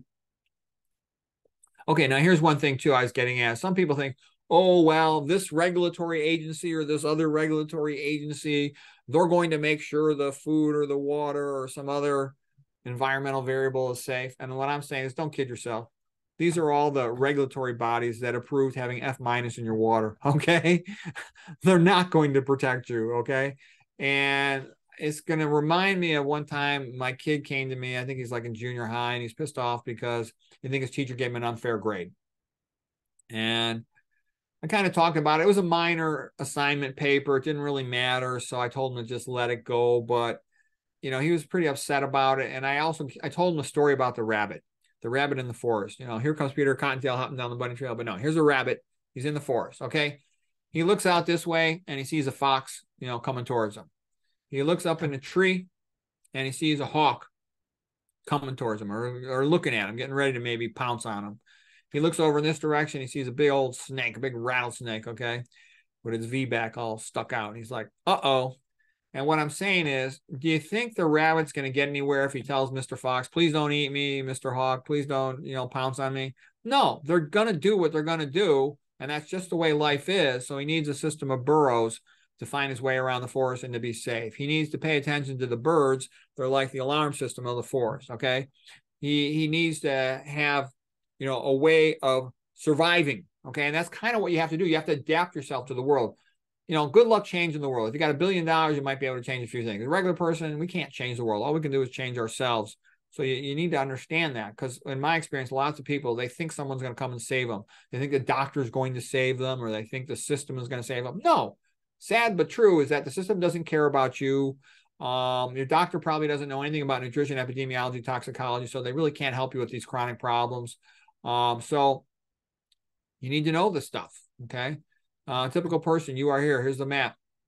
The typical chump, what 99+% of people do, they keep on eating, stupid, being stressed out, drinking caffeine, all these other health bad habits. They end up on a bunch of pills, and the pills don't work. Then they get surgerized, chop, chop, chop.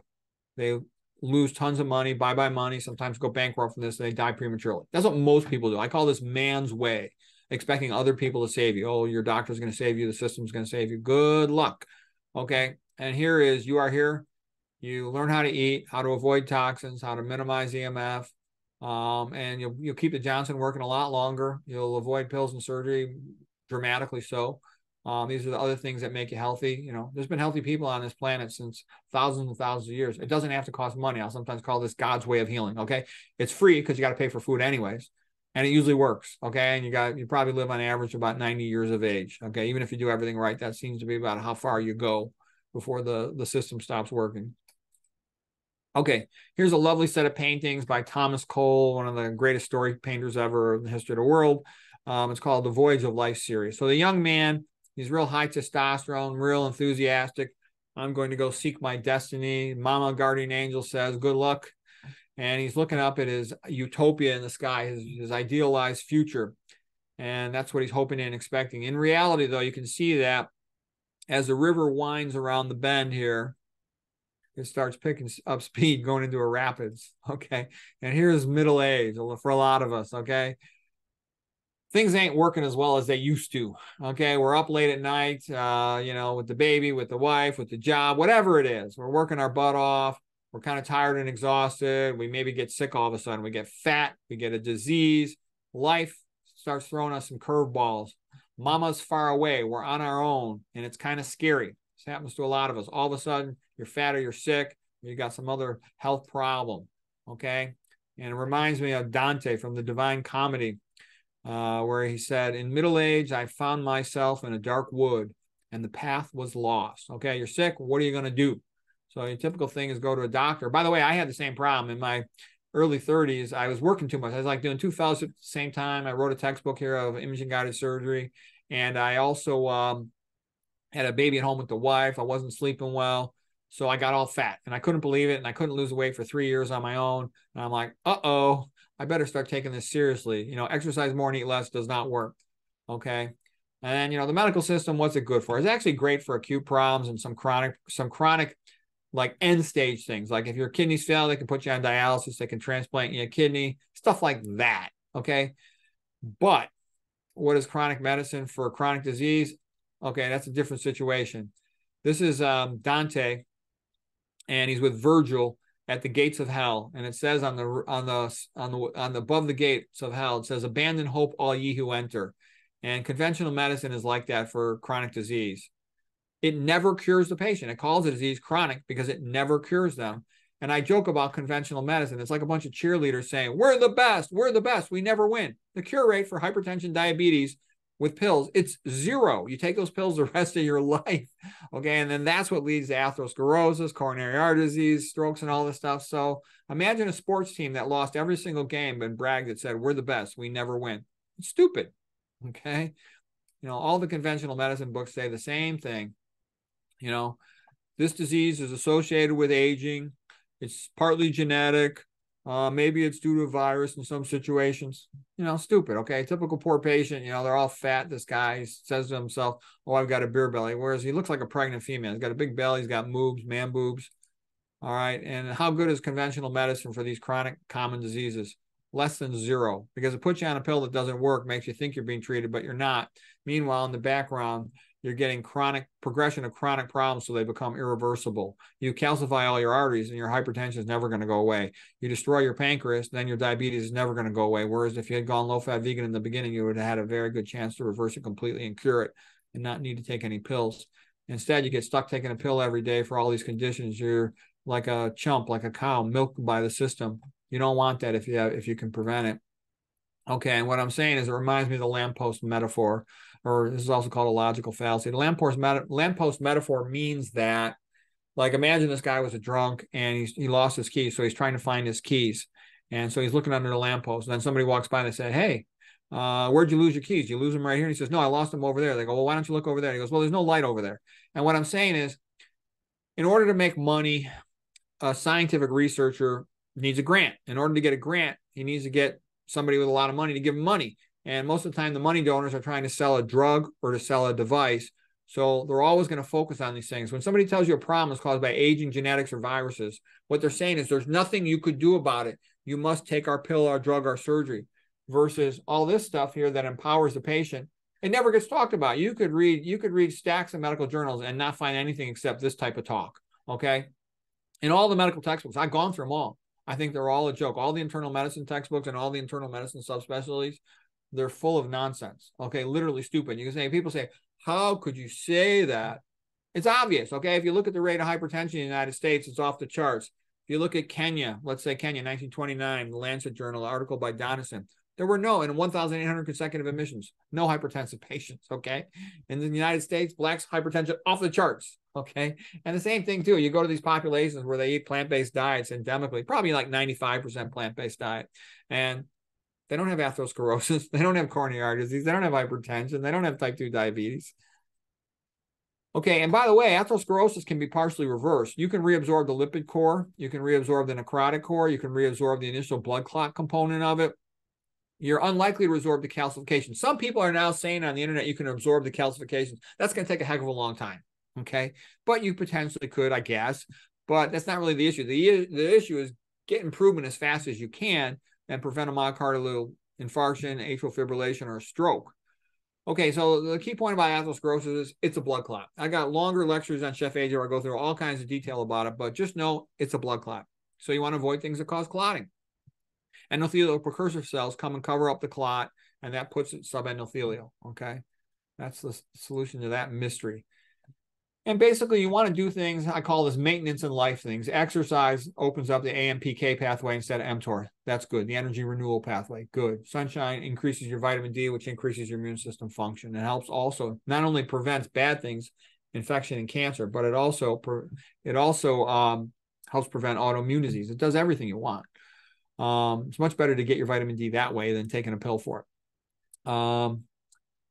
All these things here, we just talked about them before. Those keep you healthy. All this stuff over here, the high fat, high meat, high sodium, processed foods, estrogenic chemical exposure, all that stuff that comes from all the processed food and modern life things, they all make you sicker. Okay, and here's how conventional medicine looks at all these diseases. It sees them all as separate, distinct diseases, and each one gets its different pill for it. So example, here's these pills, 1 through disease 1, pill 1, disease 10, pill number 10. So conventional medicine is based on the idea of all these diseases are different. You have to match the ill to the pill and send a bill. And it's a great way for selling drugs. Okay, but the patient's never cured. You just keep accumulating more and more pills. In conventional medicine, it doesn't want to cure the patient, because if you cure a patient, let's say a diabetes or hypertension, you lose them. They don't take your pill anymore. They don't need to come back for checkups. They don't need to come back for labs. Cure a patient and you lose a customer. There's no incentive to cure the patient. Okay, and so the way you learn your way out of a problem is you read everything about it from all the different perspectives. This is the 5 blind men and the elephant. You know, each one, the guy touching the tail thinks it's a rope. The one touching the side thinks it's a wall. The one touching the ear thinks it's a rug. And what I'm saying is what you want is to come up above and have a bird's eye view. And so here's a nice painting by Caspar David Friedrich called Wanderer Above the Sea Fog. You're looking down. That's what you want, that bird's eye view where you can see the entire problem and you can then make an objective decision about it. This is a characteristic pattern of romanticism type paintings to show the individual as being relatively small in big, powerful nature, and his coping with that as part of that kind of beautiful painting.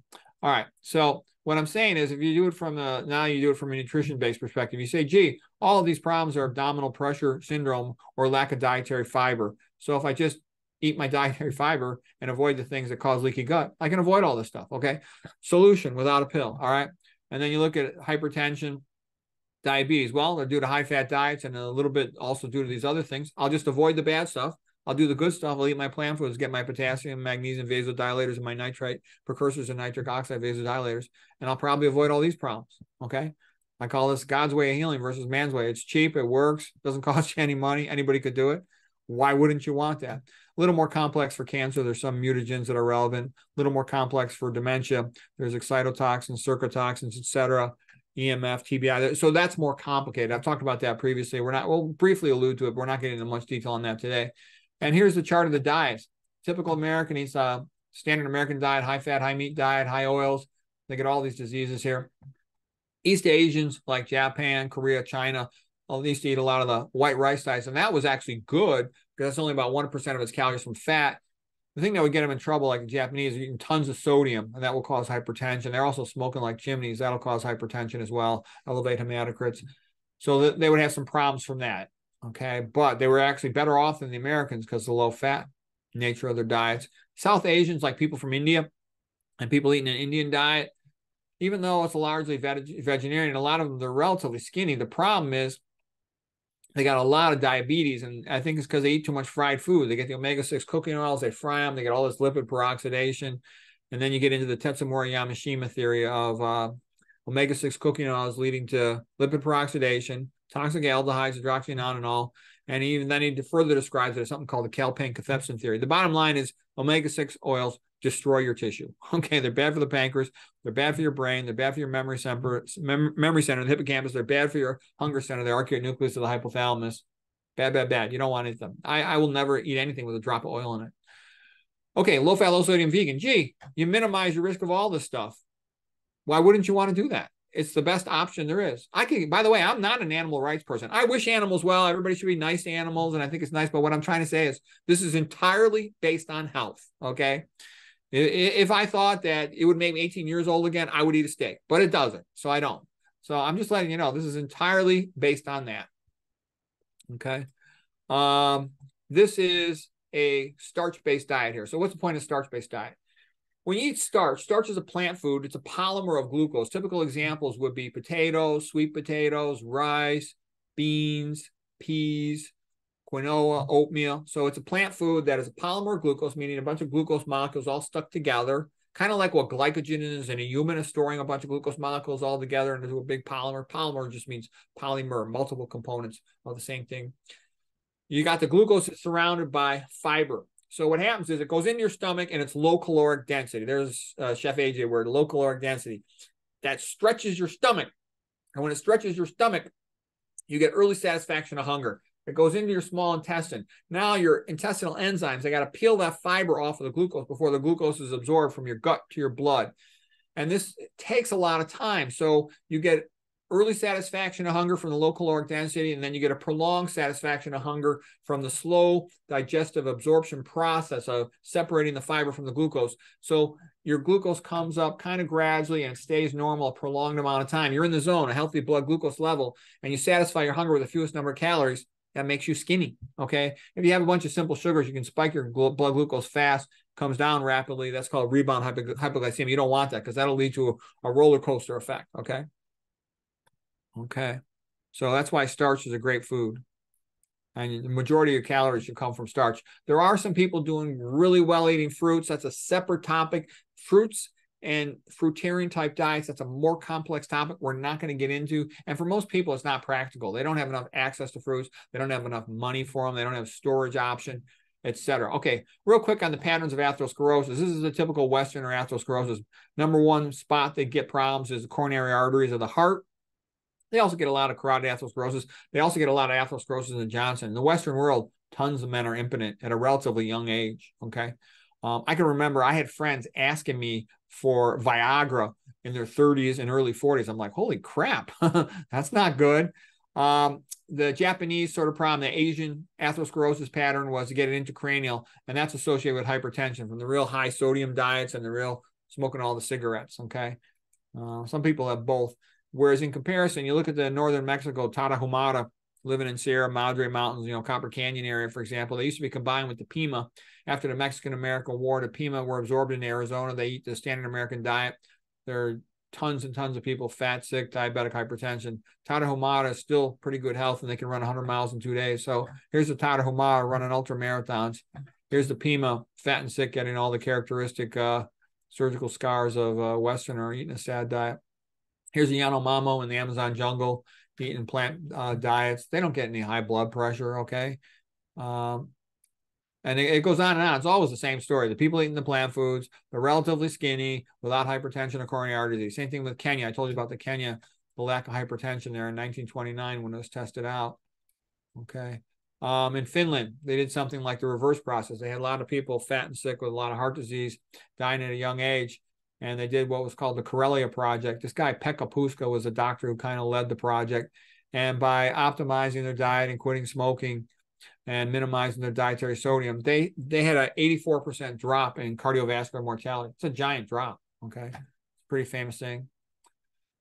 Okay, and you just see it. It's always the same, okay? It almost gets boring because it's always the same thing. The Japanese, when they go from eating their old traditional plant-based diet, there's Okinawa where they ate a lot of sweet potatoes for a while.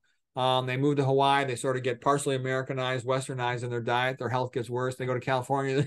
They get more and more westernized. Their health gets worse and worse. And they eat more and more fat. And they get sicker. Loma Linda, you know, the Seventh-day Adventists, the 100% vegans were the healthiest of them compared to the other subsets of Seventh-day Adventist persons. And they had incredible long life. They had like the longest large-scale recorded study of a population. The vegans, on average, the women were living about 88.6 years and the men about 85.3 years. And that's the longest well-documented lifespan I've ever heard of. Okinawa was close, but it was still a little better than Okinawa from what I had read. Okay, here's just showing, this is called filial piety of the family and the paralytic man here. And so the family's all helping them out, keeping them alive. So it makes a big difference having family support. So try to get along with your family and friends and coworkers as best you can. Social support is a big deal. There was something called the Rosetto effect.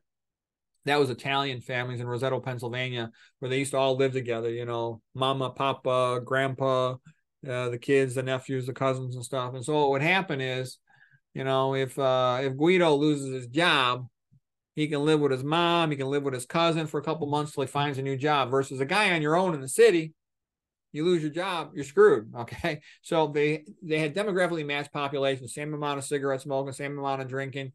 And the Rosetto, you know, Italian families were much healthier.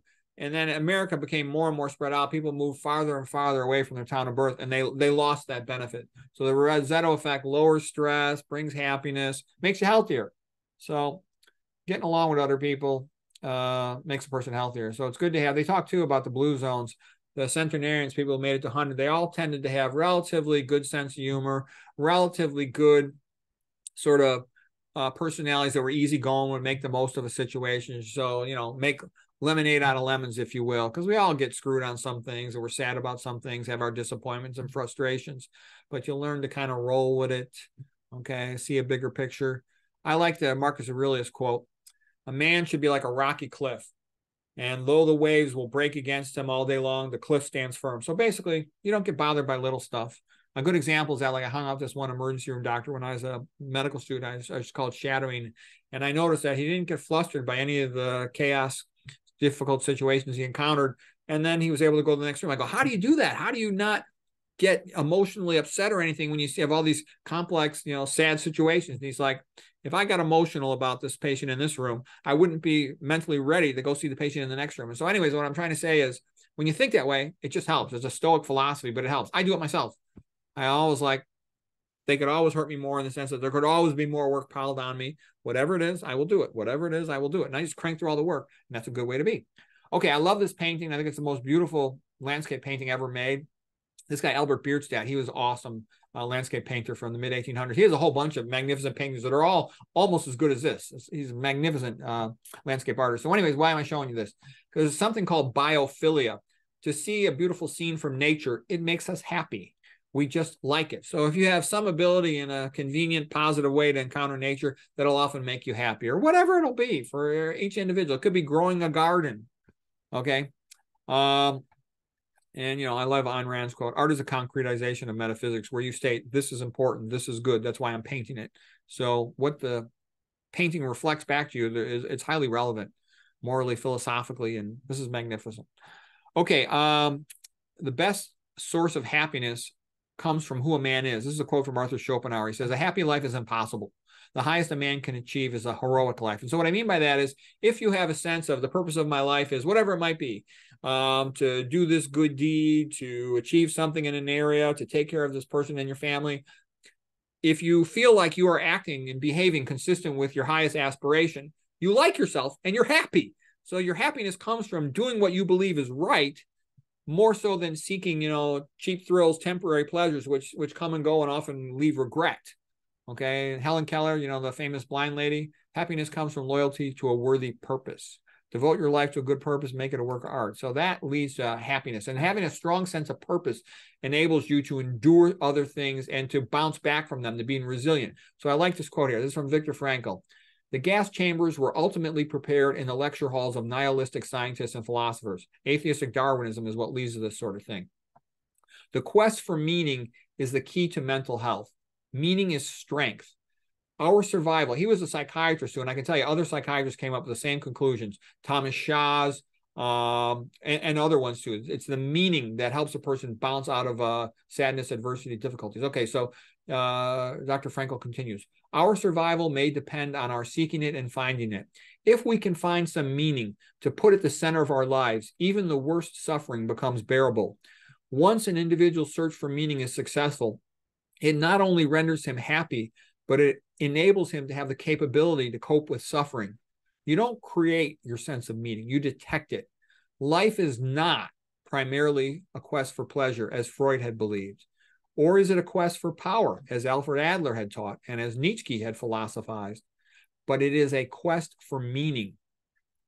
The greatest task for any person is to find meaning in their life. The salvation of a man is through love and in love.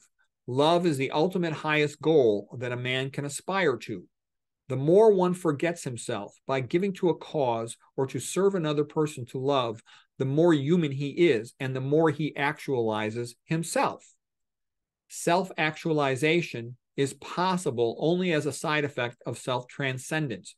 So I share that with you because that type of thinking, it makes you strong and it makes you able to endure. It makes you able, because in life, you don't tend to just move upward towards a successful accomplishment of a goal. You tend to go up 2 steps, get knocked back down a step or two, go up 2 steps, get knocked back down, go up, get knocked back down. So you have to be able to bounce back from all those knockdowns, sad disappointments and setbacks in order to eventually reach your goal. Okay. So here's a credibility meter for improving health with religion. It's been shown it dramatically improves health, okay? Here's a credibility meter for improving health with the vegan diet. Also really improves health, but there are some problems. You know, the high fat, you can do high fat vegan. I don't think that's a good idea. And, you know, in just a regular vegan diet, people are still eating fried food and oils and other processed food that's just processed plant foods. Those are not good for your health. So when I say vegan diet, what I really mean is low fat, low sodium, 100% vegan, 100% whole foods. You know, I only eat things with a single ingredient. As soon as there's a second ingredient, they can put stuff into that second ingredient that you don't want, and they don't even have to tell you. I also even think low protein is probably beneficial. That's a kind of a big topic. Certainly animal protein is definitely bad all around, but there is some reason to believe you don't want your plant protein to be that high. Now, I don't want to get into all the details of that. That requires a philosophical discussion. I actually gave a previous lecture on Chef Ages. You can look it up. It'll be something like, one was a skinny on fats, another one was how much protein do you need. So I'll go into all the details of that in those lectures. Okay, but that has great results. I don't say perfect because there are still potential problems. Even when you follow all this, you still have to be careful about a few other things. This just shows endothelial function. You'll have the nitric oxide is the most important thing, the vasodilator coming out. It inhibits platelets from clotting. It's a gas. It'll diffuse into the blood vessel and help prevent clotting into the capillary, for example. It'll diffuse into the wall of the artery and get the vascular smooth muscle cells to relax. That's what you want. And, you know, I went to the Dr. Esselstyn training course. And he kept going, nitric oxide this, nitric oxide that, nitric oxide this. And I'm like, well, what about this? What about this? What about this? And he goes, let me talk to you. I'll talk to you later. I'll talk to you at lunch. Okay. So then I met with him and we talked.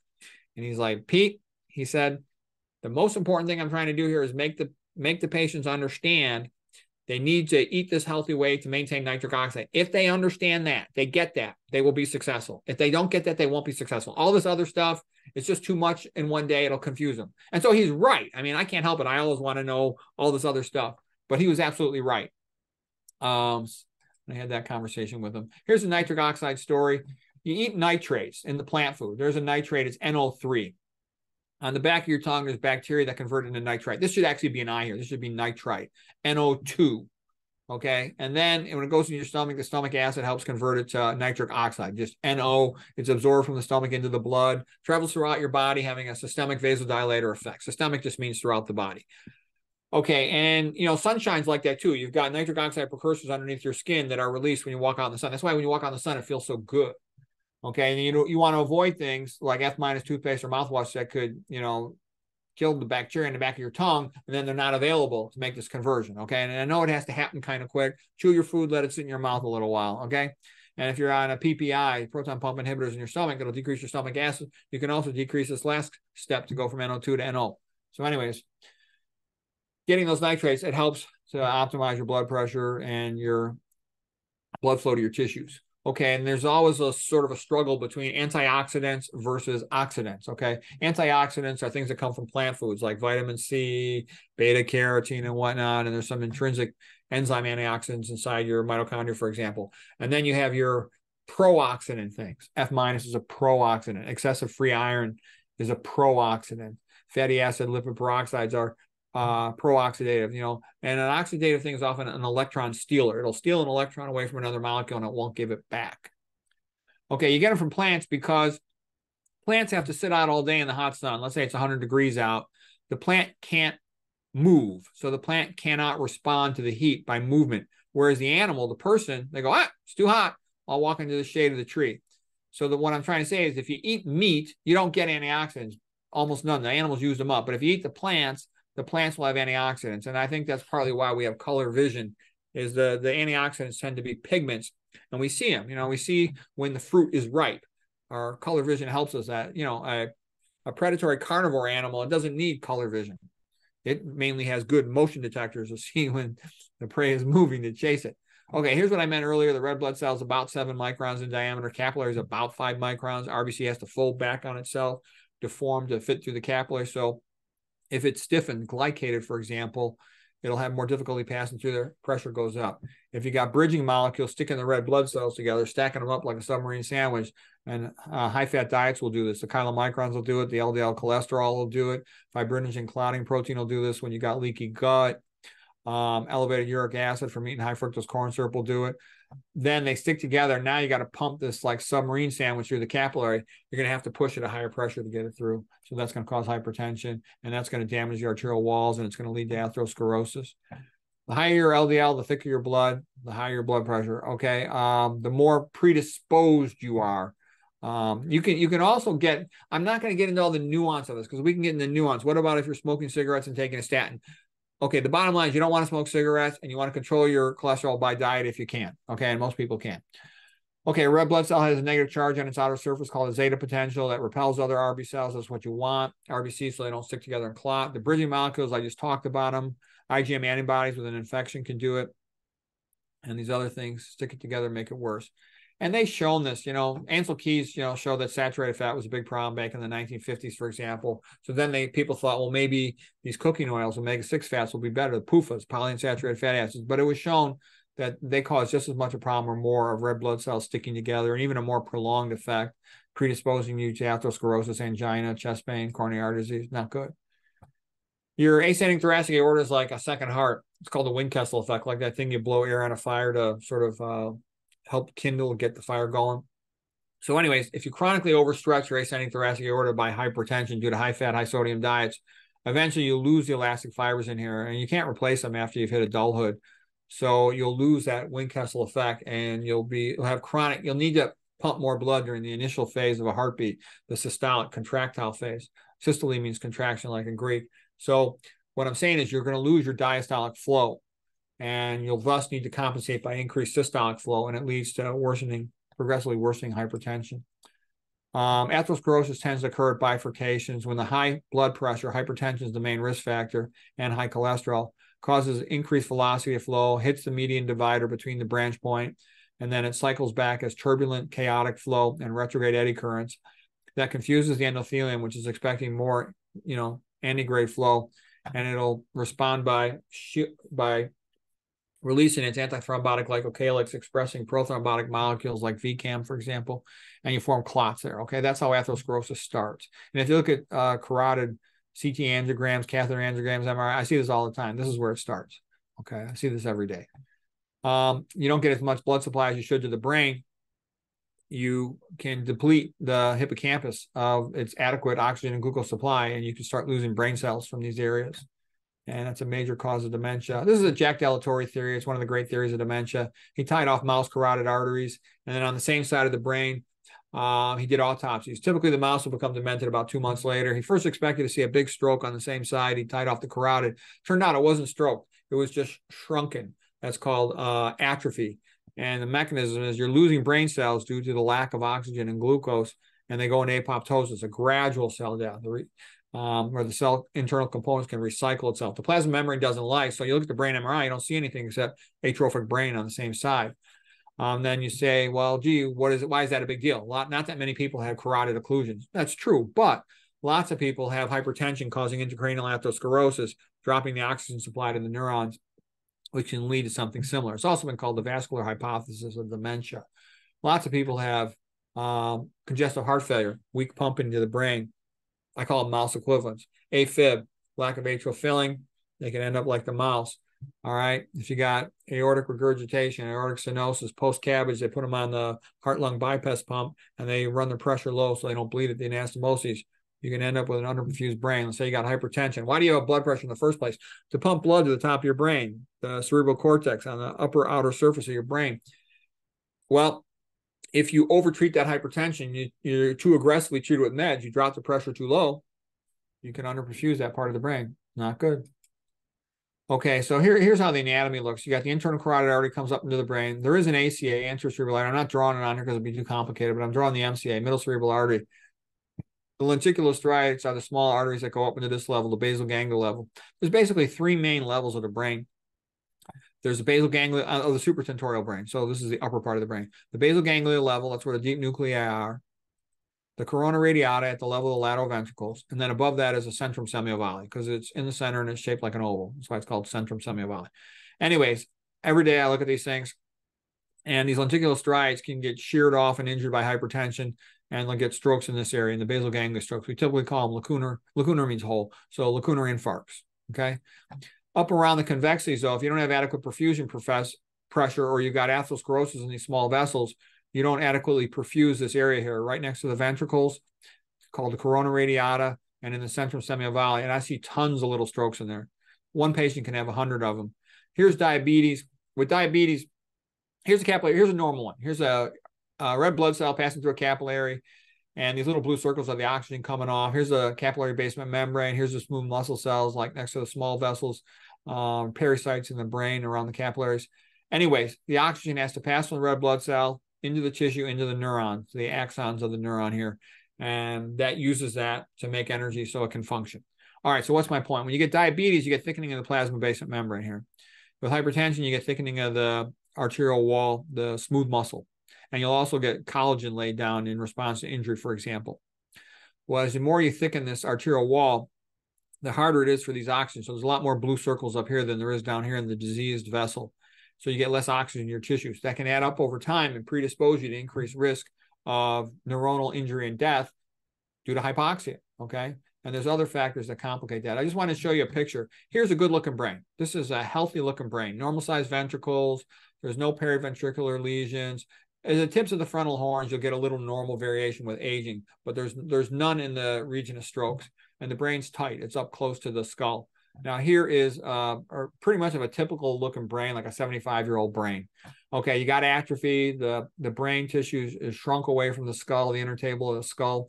And all these, this is called a flare sequence. It's like a T2 sequence. All these spots that are bright white, hyperintense we call it, these are all small strokes. Often silent strokes that might not be overtly symptomatic, but these are the patients that are progressively cognitively slowing down.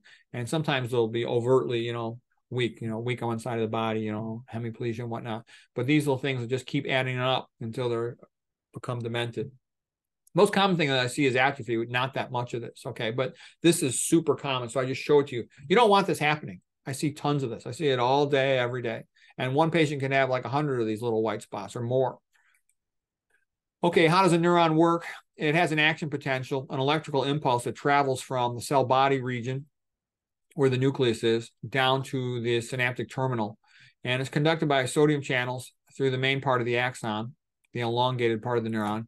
And then voltage-gated calcium channels are opened in the synaptic terminal. When the calcium floods into the cytoplasm, it causes the cell to release its neurotransmitter. The synaptic vesicles containing neurotransmitters. They travel to the synaptic cleft here, the plasma membrane, at the site of the synapse. Synapse is the connection between the pre and the postsynaptic neuron. The neurotransmitter vesicle fuses with the plasma membrane. Neurotransmitter travels across the cleft and exerts an effect on the postsynaptic neuron. Okay, but this is the big event when calcium is elevated in the synaptic terminal. That's what will cause it to release its neurotransmitter. So, in order to handle calcium, you got to have a good functional system of potassium, sodium, and magnesium, because that maintains an electrochemical potential across the neuronal plasma membrane.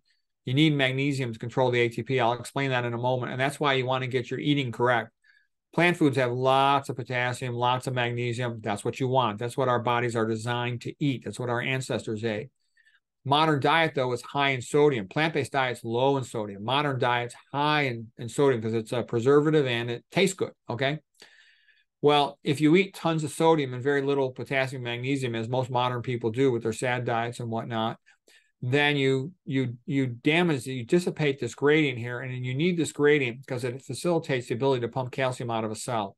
And if you'll start accumulating calcium in the cell cytoplasm, predisposing it to becoming hyperactive. You don't want that. Okay, and this guy, Richard Moore, MD, PhD, devoted his whole life to studying these ion pumps and potassium, calcium, and sodium. He found that you want to eat at least 5 times as much potassium as you do sodium. He called this the K-factor ratio. He says it should be at least 5 to 1. I think our ancestors probably ate about 25 to 1. Our body's made to handle that, and you'll be unlikely to become hypertensive.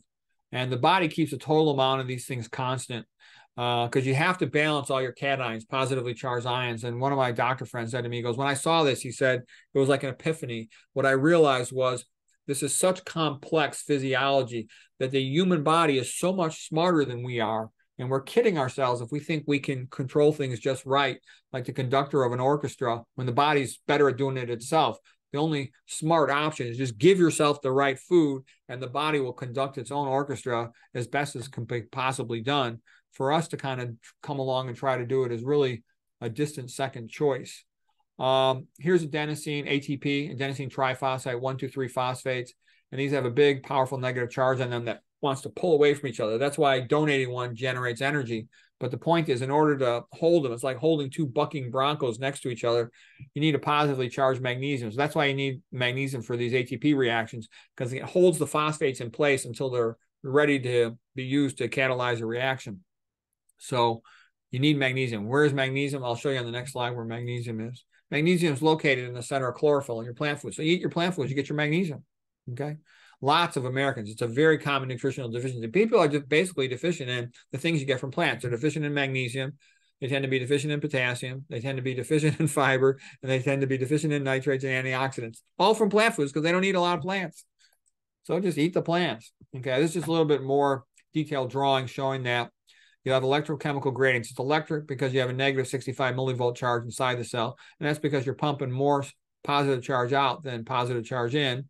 And you have a chemical gradient, meaning the concentration, for example, of sodium 10 times higher outside the cell than inside the cell.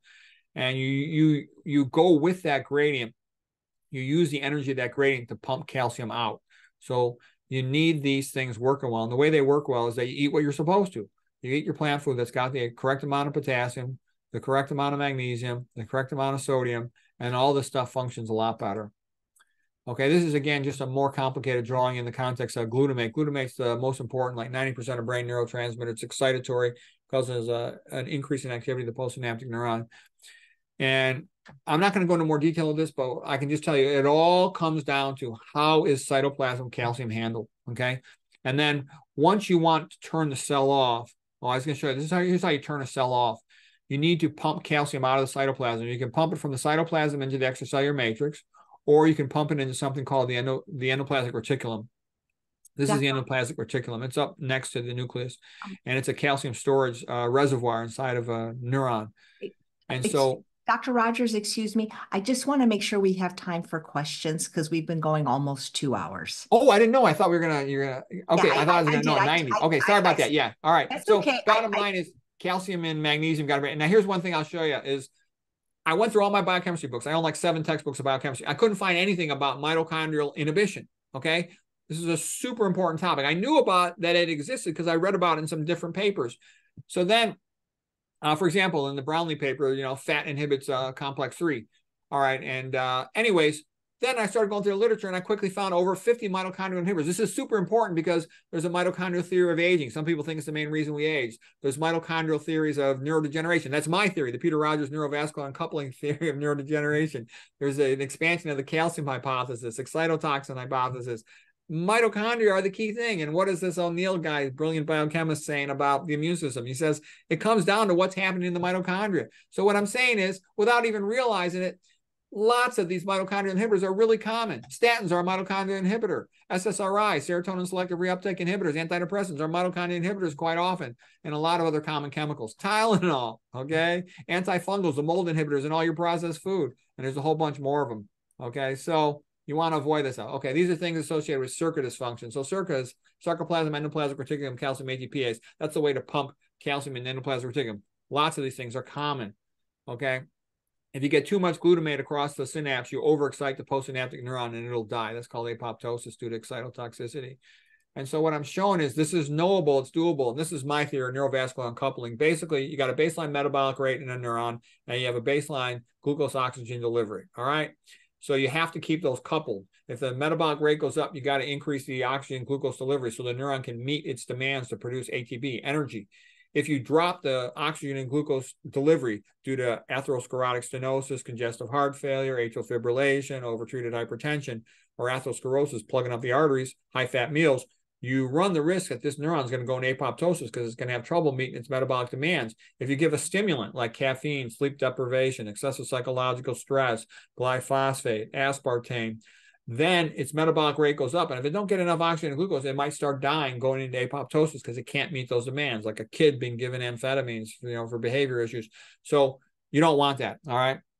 So that's my P. Rogers theory of neurovascular uncoupling. What you want to do is eat like the Spartan vegan diet. And this is basically the same diet recommended by Chef AJ, recommended by Dr. McDougall, by Caldwell Esselstyn, a low-fat, plant-based diet, and get the psychological stuff straight. We talked about primarily starches, but also fruits and veggies. Take a B12. Here's just a food plate of the Spartan vegan food plate. So anyways, that's basically it. I hope that was helpful. That's it.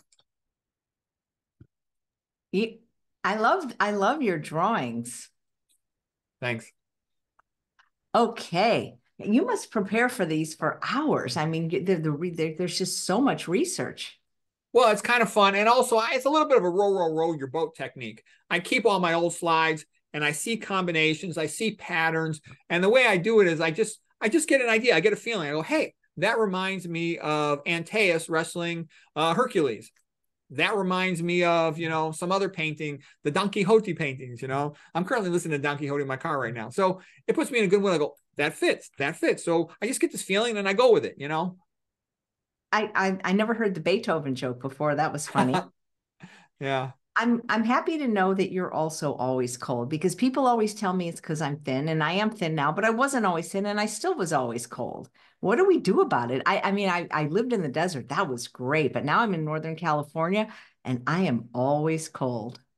Well, I always dress warm. I have extra clothes on. I'm wearing a dress shirt, but I got a shirt underneath. I always wear at least one shirt underneath or a sweatshirt. And like I said, I got a lot of fat meat eaters in my family who always want, the air conditioner on. So, I'm outnumbered. So I got to wear, all this extra stuff. And I just in the habit of doing it. And I like it because it improves immune function. And also I spend a lot of time challenging myself. How can I lift more weights when I'm in the weight room? How can I accomplish a task? Because I don't have a lot of free time. Like, let's say I want to write a book chapter. I'll say to myself, okay, I must write this book chapter today on diabetes.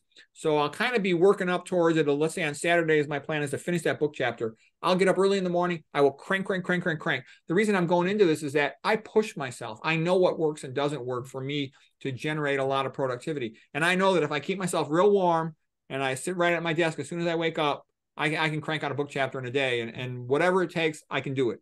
If it takes 10 hours, fine. If it takes 12 hours, fine. I know that I can stay mentally sharp and concentrate, because a lot of people can't do that in my experience. They can't concentrate, they can't focus, whereas I know what I'm doing works. So are you saying if we're cold, it will improve our immune function? Yes. And I think the reason is the way the immune system works is when an invading, let's say, toxin gets across, a bacteria gets across that epithelial barrier, or let's say it's a cancer cell in the body, and they do move around, some of them, the immune system has to find a match. What is the cell that has a matching receptor on its external surface to remove the cancer cell, to remove the bacteria? So they have to travel all around the body, and they travel through the lymphatics, then they go through the blood, back through the lymphatics. So they're constantly circulating around, and there's like billions of them, and they have to find it. It's all by braille, so to speak. They have to find the matching cell, the matching bacteria, the matching cancer cell that fits the receptor. They're PRRs, pattern recognition receptors. Okay. And what I'm saying is when the person's warm, they circulate faster. When the person exercises, they circulate faster. So it improves immune function. And I just know that, enzymes work a little bit better when you're warm. You don't want to be so warm that you're sweating like crazy necessarily. You can also sweat out toxins. I just want to be warm enough that I feel warm. And I just know from experience, I got tons of experience in cranking out books and other things and doing academic work that energized me. Like I've had to write entire papers in one day where I only got one day. I get all the preliminary materials ready in folders, and then I get up at 6 o'clock on a Saturday morning and I'll pop it out. And so what I'm trying to say is I know if I'm warm, I can force myself to do that. Whereas if I don't feel good, if I'm all cold, then, I just know from experience that's what works. Yeah. Whenever we attend conferences, they always keep the room so cold for me. Yeah, I don't like that. I don't like being cold. So that's why I say I'll always wear, like usually when I'm at work, I'll wear a t-shirt underneath and then a sweatshirt on top of that, and then my dress shirt, and so I want to be warm. I just know from experience I can work way better if I'm warm. I'm a lizard. Thank you. I don't feel so alone. I liked your reference to John Candy. When I was in acting class, two scenes, only two times in all those years did I get a standing ovation. And once was when I was doing that role, playing the planes, trains, and automobile role as John Candy. I'll never forget that. That was a funny movie. Okay, so here's a question that was sent in advance from Richard. And he said that Dr. Rogers, a few months ago, you talked about avoiding electronics like computers in the bedroom when going to sleep. The thing is, I used to sleep with a fan because I like the sound. Now I sleep with brown noise from my computer. I have it playing this relaxing sound all night just for the noise. It seems to be relaxing to me. Are these kind of electronics okay since I have the light dimmed? It's tough for me to sleep with complete silence for some reason. I would keep them farther from the bed so you don't get any electromotive force off them, EMF. One thing that's kind of nice for so-called white noise at night is I like air filters. You can have like a HEPA air filter, and that way you get the benefit of the white noise, but you also get, better air purification simultaneously. And I keep it far from the bed, but I notice it works. It makes sort of a pleasant noise, and it's also filtering the air because I think the air pollution is an under-recognized cause of health problems. Thanks. Actually, I do have one by my bed, and you're right, it does make a little noise. Vicky says, Dr. Rogers has said he eats starched fruit, vegetables, and beans, and actually has a YouTube on the topic. But I would love to see some pictures of what he eats or how he or his long-suffering wife prepares his food. Yeah, I guess I could do a lecture on that in the future. But yeah, I'm real simple. I eat a lot of rice, beans, potatoes, sweet potatoes, and the beans are kind of like sauce, like I like those orange lentils, for example, or whatever. They're all pretty good. And then I'll a lot of times knock down a bunch of blueberries, and then depending on what's available, sometimes there'll be cauliflower or broccoli or something else like that, or watermelon. I'll eat that fine, but those are sort of my mainstays, and I usually try to get a salad every night. Yeah, well, you're a simple man who's always cold. Okay. And the second part of her question is she says she has a sister with type 2 diabetes, and her sister insists her diabetes is due to a virus some years back. She's insulin dependent and eats what the dietitian tells her. And she says that, Vicky wants to know can a virus really cause type 2 diabetes? I don't know. I sort of mentioned that in my lamplight fallacy slide that there's a tendency in medicine to say everything is due to aging, genetics, and viruses. And there's a reason why they do that is because that means that there's nothing you can do about it. Most diabetes is due to high-fat diets. There's also a lot of omega-6 cooking oils with secondary lipid peroxidation. There's other things that are toxic too to the pancreas, aluminum, for example, which is in tap water pretty routinely. So what I would do, let's say I had type 2 diabetes, if I thought it was type 2 diabetes, insulin dependent, I'd first of all try to figure out, was I really insulin dependent? I would try to optimize things as much as I possibly could I would avoid all those things that causing insulin resistance. You got to work with your doctor too. If you already got diabetes, you got to work closely with your doctor to make sure, because when you change your diet, if you eat your old-fashioned dosages of medication, they're based on probably a high-fat diet. You'll be over-treating your diabetes, and you could drop your blood sugar too low, and that can make you pass out. A dangerous thing if you're driving or something, or even just syncopal episodes of faint, you could injure yourself. So you got to do it gradually. You got to work with your doctor. But I would try to find out, because there's been some people who, even though they've had diabetes for decades, they've been able to reverse it all once they went low-fat vegan. Roy Taylor is a pretty famous guy. He won the Banting Award in 2012. He got patients to lose 30 pounds or more weight, and their fatty liver went away, and their diabetes was cured. Virtually all those patients who had diabetes 4 years or less. So what I'm trying to say is, before I would accept having to take all these pills every day the rest of my life, I would see if I could possibly reverse it just with this diet stuff. And I would walk a lot more after eating, because when you walk, you increase insulin sensitivity, get the glucose to go into your muscles after eating postprandial. So I would try to do all that and see if I could cure myself. Maybe it's possible, maybe it's not, but it's certainly worth a try. It requires that the individual is motivated. And I can also tell you, you got to be careful, I think, with a lot of dietitians. They mean well, but a lot of them, they went to a school that was funded by big food. And because I had the dietitian friends, and some of them know a lot, but a lot of them too, they've had this biased education where they think, like, they would tell me high fructose corn syrup's okay, and olive oil's okay, and other things like that. I wasn't impressed by their nutrition knowledge. Well, Dr. Rogers, this was another wonderful talk. Next week is Father's Day. What do you have planned? Anything special? I'm pretty passive, What I've noticed is women tend to control all the social stuff.